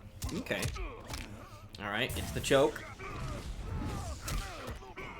Sends him back toward the corner. Another sand choke onto the ender. 298 for the damage. Not bad at all, Hey, Big good throw Farm. attack. Are we allowed to call you Big Farm now, by the way? I'm into it. Go for it. You call me Big Farm the rest of the stream. I don't actually remember how negative Kano's knife is. He might be able to stand one punish it. When it's point blank, you mean? Yeah, because he's doing forward one knife because that does jail to cover the Okay. spit. So you gotta To condition what's the him. punish for that? Yeah. Gonna get some uppercuts in. Nice damage here. Ooh, goes for the armor break, but the height just wasn't there. that's gonna And do it. Crispy. I cannot believe that. Blue Link had the right idea going for the armor break, and it just didn't connect. And part of that is because his armor break comes out of the ground. It is one of the, in terms of low to the ground or like specific spacing you need to hit, one of the hardest to kind of really get. And unfortunately not working out that time for Blue Link. It does linger around for a while, so I've seen it break armor plenty of times, but not that time. Yeah, this is a bit awkward to implement. He goes for the overhead, exit. Crispy's doing a lot of weird options to try and there. See the spit miss. Doing a lot of weird options to try to mix up the forward one so he can actually start to get the spit in there. But right now he's looking really strong. Punishes the wake up with the handle ball, and then he just meets with the back one and confirms it. And he's gonna get a game with Kano, looking really strong. Nicely done. So Let's I'm see. curious then Blue if Blue with a switches, right? Like we didn't even know that Blue has been really playing Gearus. So we definitely know him for a handful of other characters, and now that Kano's on the field instead, and you were saying earlier there was a bit of a counterpick war going on from these two, now that Crispy's locked into Kano and Blue has the opportunity to switch it up, I'm curious if we'll see his incredibly powerful spawn or perhaps something different from him here in this instance. I wonder if he'll stick to Garrus. His Garrus didn't look bad at all. He's actually gonna go back to Garrus. He looked pretty good in the start. He really did. But it's just that second round was pretty dominant. But his Garrus is definitely looking really solid so far. So he could definitely keep up this just solid play I think he could definitely close it out with Garrus. All right. Game number 4 here. Crispy Fungus trying to get the reverse 3-0, and it looks like Blue sticking with Gearus. The grapes are Ooh, great still whip here. punish. Yeah, this is gonna be decent. That is damage actually a to force tricky breakaway. whip punish. He recovers awfully fast on that normal. That is, you do gotta act fast, and he was ready. Oh, okay. Doesn't swing too much Okay. on the roll. Gears has so many crushing blows, so you really gotta worry about, even like if you have breakaway, he can just explode the damage on you. Between forward 2 and forward 1, here's gonna be a did you crushing see that? blow. That was so sick! Wow, The he tried for the interactable armored blow. interactable and he broke the armor, which counts for the KB. What a play by Blue Link. Can he finish this round That's out, gotta though? be... Okay, Kano's snowball is so annoying, though. He's gotta Mhm. get out of this. This character is tough to get off. Okay, The poke saves that's gonna him, do it. and the throw connects. Blue Link a round away from sending Crispy to the loser's bracket. Garrus does all the KBs. He's got the corner side switch KB. He's got the leg stomp counter hit KB. And he's still got both of those, and those are like, Mhm. you can't stop them if they get started on the ground. There it There's is! one. Jesus, 35% almost. Crispy Fungus in trouble now. No breakaway because he was trying to interactable, so he's gonna have to hold all of this damage here. Actually, Blue doesn't cash out big time though, saves another bar. Pokes out from underneath it. Okay, that's a punish. Went for the sand trap mix, but Crispy not taking that one. He said, I'm ready for it. He just tried to get the 1-1-1 KB too. Do you see that? Swinging big for it. Gets him Yeah. with the counter hit. A few hits Okay. away. Crispy Fungus rolls away. Okay, gets the Vegemite buff up, although it's not going to really matter because that's it gonna actually do will it. get broken. And there we go. Nicely done. Blue Link closes it out. I can't believe Blue Link with the secret Gears pick makes his Secret way Garrus through. is looking really strong. Dude, that interactable Builds a armor break was sandcastle. devastating. That was devastating in the corner with that armor break. That was so tight. Very nicely done. So Blue, perhaps picking up a new main in the process, is going to make it through with Gearus. We are going to make our way back to our bracket here where we've got some scores to pop in as Blue Link advances 3-1 over Crispy Fungus. We've also got some bets to pay out, and it looks like the people that were on Blue Link's side voted right, so nicely done. Gonna cash you guys out as we move to our final set of the evening. And man, this is going to be an intense one. You can see that numbers 4 and 5. That's their positioning in the points and the seeding. In fact, before we get into this real quick, let's take a quick moment to look at our points leaderboard at the start of this tournament. This does not factor how many points some of these players already got or could be earning, but at the start of this tournament, we had Crispy Fungus at the top. We just saw him lose to currently 8th placed Blue Linkies here. AJ and Justin, we still see alive here. We also just saw Izzy get a victory, so he's top 8 winner's side. I don't think Scorpion played, so that's going to be key. But, you know, this is right now neck and neck. Look at how close these points are between 5th and 8th. It is a difference of 15 points between Justin and Blue Linkies. That is incredibly close, and of those 4 players, only 3 of them can make it in those positions there. So this is really, really close between those, and it's basically between 5th and 12th, some really big contention here. So I am excited to see the conclusion of that. Whoever doesn't end up making it through is going to have to brave the deadly LCQ. So good luck to players in that. But let's go ahead and move into our final match, which is going to be Justin versus AJ. Let's also get a prediction up for this one. Does Cleve and do you guys want to place a bet on this one, Cleve and Zombie? I have to unmod you guys for it for a moment, but do you guys want to do it? Bet some big coins? Unmod Cleve, leave it that way. Is Steak still a mod? I No. hope not. No, I took his sword away because he slew someone for no reason. I mean, you guys were just doing the Steak usual is- randomly banning people thing. He did it in here, and I was like, oh, got him. He already doesn't do anything helpful. Steak's a big goofball.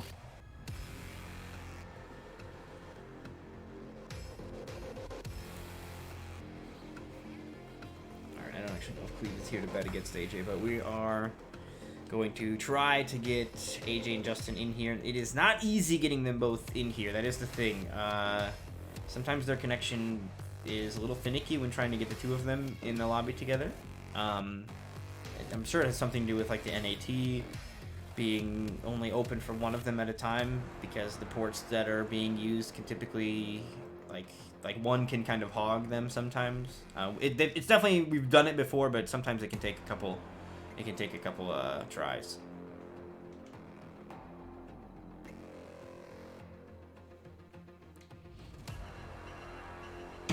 So invites are out. No, I do not want to exit the fight.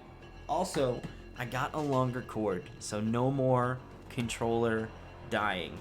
I fixed the problem. So Oh, that's it's a done? good thing. Yeah, it's a good thing we didn't set up a counter, because it wouldn't be useful anymore. I got a big dumb long cord, so now I can play in more PlayStation events too, because part of the reason why I wasn't playing is because my converter had like a short little baby cord, and I had to like play with my arms off to my side. It was horribly uncomfortable. I was playing Last of Us 2, and like I can't play with a PlayStation controller, so I play with a converter even in that game, and it like hurt my back. So I didn't even finish that game, but now I can finish that game and I can play in PlayStation stuff because I got a converter that works. So it looks like we got AJ here. Like I hate that controller. Yeah, the DualShock 4 is so bad. I like the PS3 controller. I hear the PS5 controller honestly isn't even that bad, but the PS4 controller is just awful. The D-pad is the worst. And looks like with no issues at all, we got AJ and Justin in the lobby. It's a good thing I complained about it, because I got the curse going. Let's go. So AJ and Justin, this is a huge match here. Whoever gets the most points is, of course, going to keep the lead. So if Justin can keep himself in front of his brother, that's going to be big, because that also matters for seeding in the top 8, right? Whoever, if you're on the top 4 side, you get to pick your opponents. I think that's how it works. It's been a while. I'll have to remember. Zombie will remind me. Yo, Blaze beat Izzy. Yo, so Blaze top 8 winner side. He manifested it. He did it. The variation name worked. Nicely done. Oh man, the bot just sniped Sully. Oh, that's rough.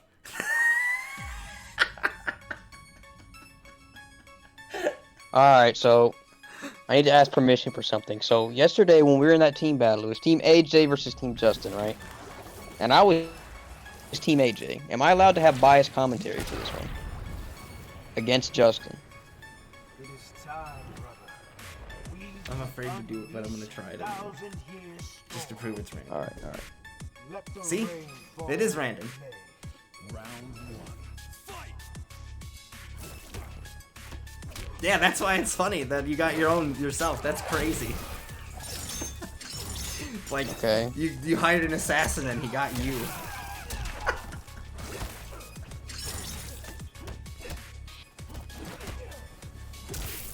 Okay, we got the rain mirror here. Ooh, that's a good call. Bias AJ, no, Justin with the classic. Ask me to commentators outfit. curse somebody. I'll curse him. Okay. Yo, somebody just dropped 10. I gotta have a slight bias towards AJ because I was always. Somebody just put a bunch of points in there betting on this match. Make sure you guys are getting your bets in. Who you think's gonna win? The Rain throwdown between these two, typically known as the Scorpion Twins, but they've been checking out some of the other ninjas here, and I'm taking notes because I've been playing a lot of Rain, and if I'm gonna learn, these are definitely players to learn from. Eating X Dreams, let's go. Variation name, I love it. Okay. Now, when I was talking to them yesterday, they actually told me that their setups are in the same room, which is damn. Screen peeking? They're screen peeking? Mm-hmm. They're screen peeking. I wonder if they just, when they're playing right now, they're probably just sitting right next to each other, probably shit talking. Man, do you remember screen peeking? Where you try to? Did you? Oh yeah, I was Halo? definitely in that department. I see you sniping at me, bitch. How can you not screen peek? Come on, fuck off. It's right there. That's what I'm saying. It's hard not to. It's right in front of you. It's in your peripherals all the time. I see myself that you're shooting at a big red guy. I'm the red guy. Mm-hmm. All right. So kind of going back and forth here. Oh, the down one Hydro boost. Drops the Ender, but that's okay. Oh, dude, they're so good at reading throws. AI It's 74U. scary. It's scary to indeed. grab them. Their defense is really strong. Dude, yo, Dust Braid had the best. AI 74U is a great name for AJ because it does feel like you're fighting a robot sometimes. He just reads everything. Yeah, that needs to be one of his variation names.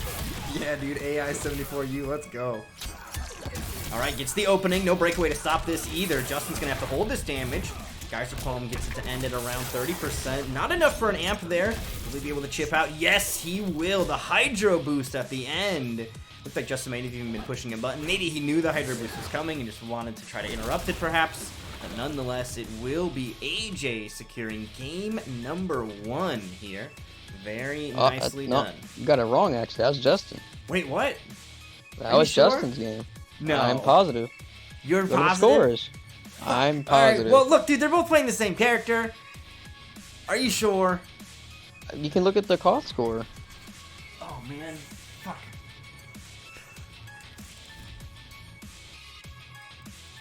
I thought that AJ wears the classic skin. I might be making it all up. No, it's hard to tell, dude. They're Damn, twins dude. for a reason.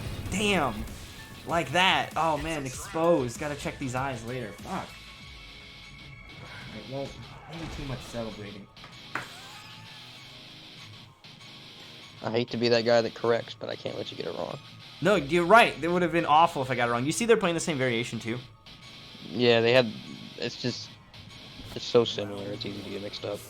Okay, so Justin has the classic Justin skin. has the classic. Okay. I thought that AJ has the classic skin. I don't know why I thought that. You see his variation name? Maybe it's because we saw Justin before, and he was playing Hooded Scorpion.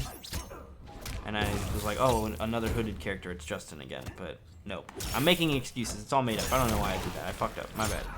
Oh, counter hit. Doesn't go for the KB, which is, I think, the way to do it. You shouldn't... I think it's a terrible idea to fish for that KB unless it's like a desperation move, which, I mean, it does like 45% if you've got Fatal Blow ready. But the life to health bars this early, not going for that, so we won't see that for a bit. Okay, Hydro Boost. Nice! Flawless block, though. That's the thing. If you're familiar with the character, which they obviously are, it's a mirror match here, you're going to be able to know how some of that offense works. So Justin able to call it out, or AJ able to call it out. Oh, he got a combo off that trade. He traded with the back 2, and he was actually able to get a quick conversion with stand 1-3. How And interesting. it comboed. I didn't know that. It comboed off the back, too? Yeah, he traded with back 2, and then he converted with stand 1. Wow, interesting. Having a that trade conversion with your fastest mid is really strong. Terminator and Shiva can both do that. Ooh, interesting. Okay. Really good.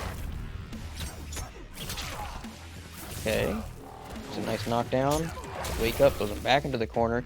Rain has some of those grabs that just, they're so fast. They just, I don't know. I don't know how to describe it. It feels like the tech window is so small.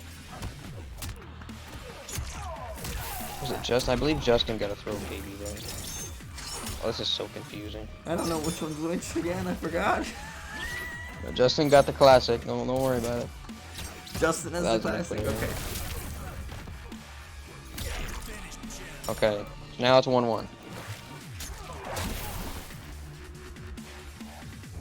You just lead the way on this one, man. I'm trusting you.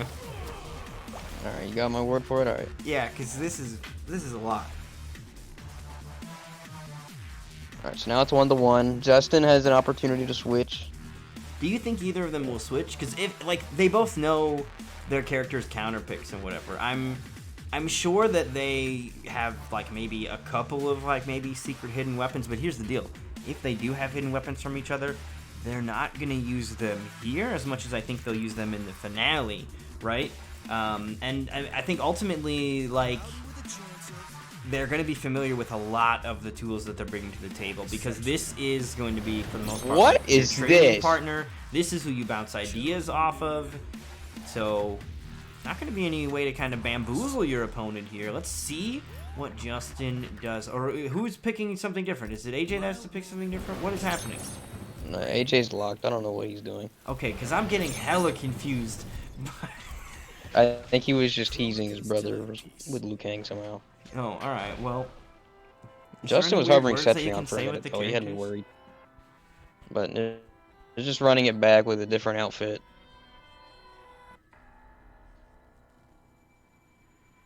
Continuing the rain train. Round one. Fight.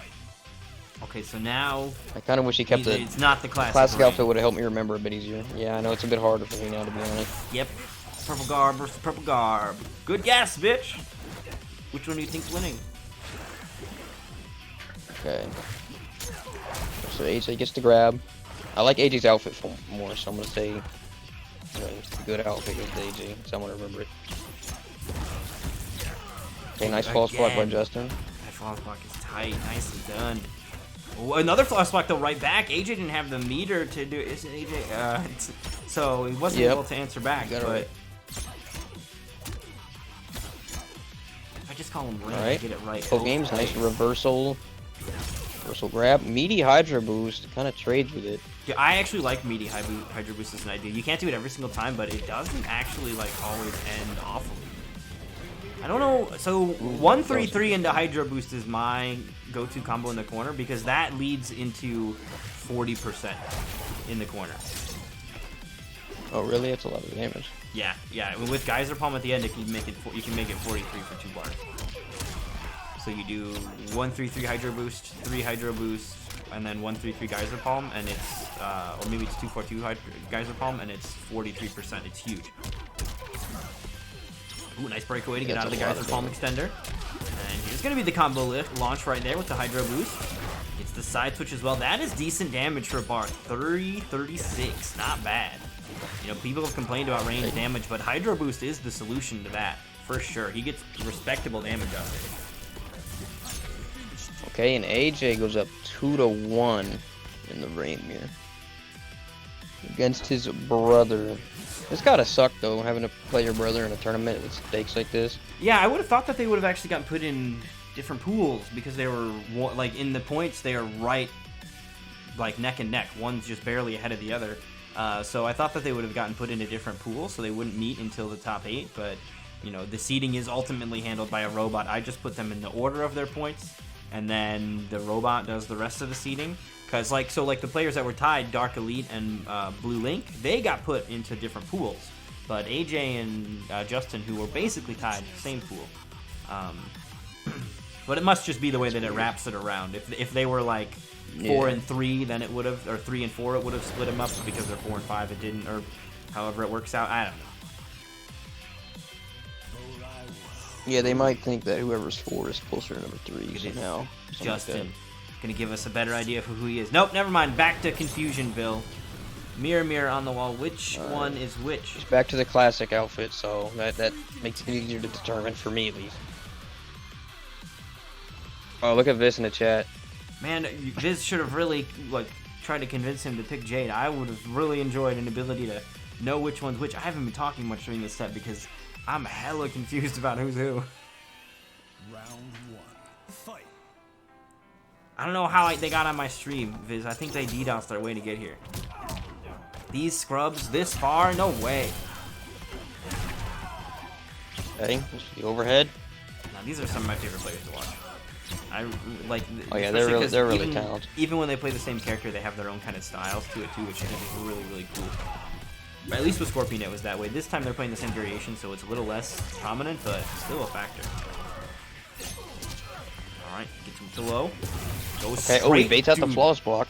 Down 1 Hydra Boost. Sometimes you just gotta, you know, there are a handful of characters that have like a special that you can poke into, and it's stressful and wild to do it, but it works. Here we go, crushing blow. Fatal blow gonna come out. Nope, not even gonna need it, as the Geyser Palm will cleanly do enough damage for Justin to get on the board here and take round 1. Yeah, and also got the corner positioning, which Rain is a character that excels in the corner. Rain can do really good damage in the corner. Yeah, he doesn't do a whole lot of damage mid-screen. I mean, it's okay with Hydra Boost, but in the corner, yeah, he hits pretty hard. Okay, gets throw for AJ.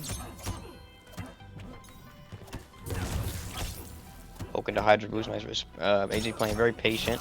Well, doesn't get that punish on the 1-3-3 though. Isn't quite ready for it.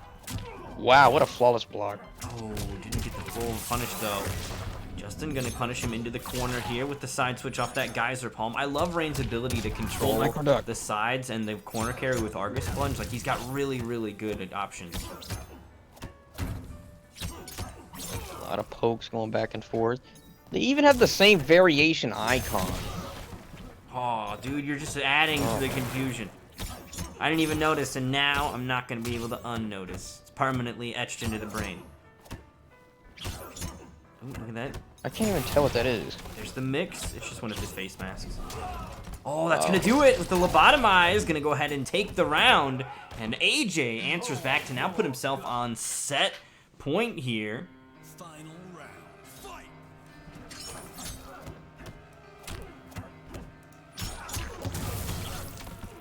Okay.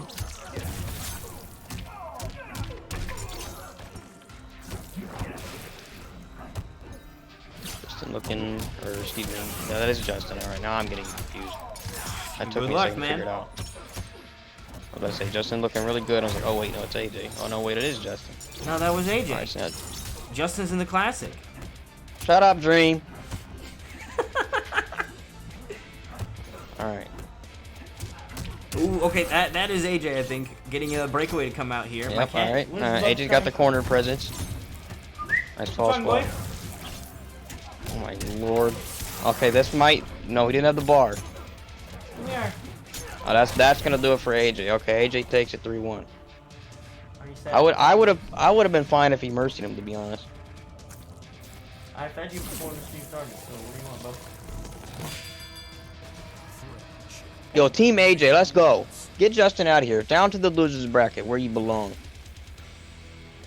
Okay, so AJ's gonna take it. That means that he could very well take the lead then from his brother. Right now, AJ is behind his brother in points, but after this performance, he could get the lead. Although, still, of course, not done because AJ or Justin's still alive in the losers bracket. So let's go ahead and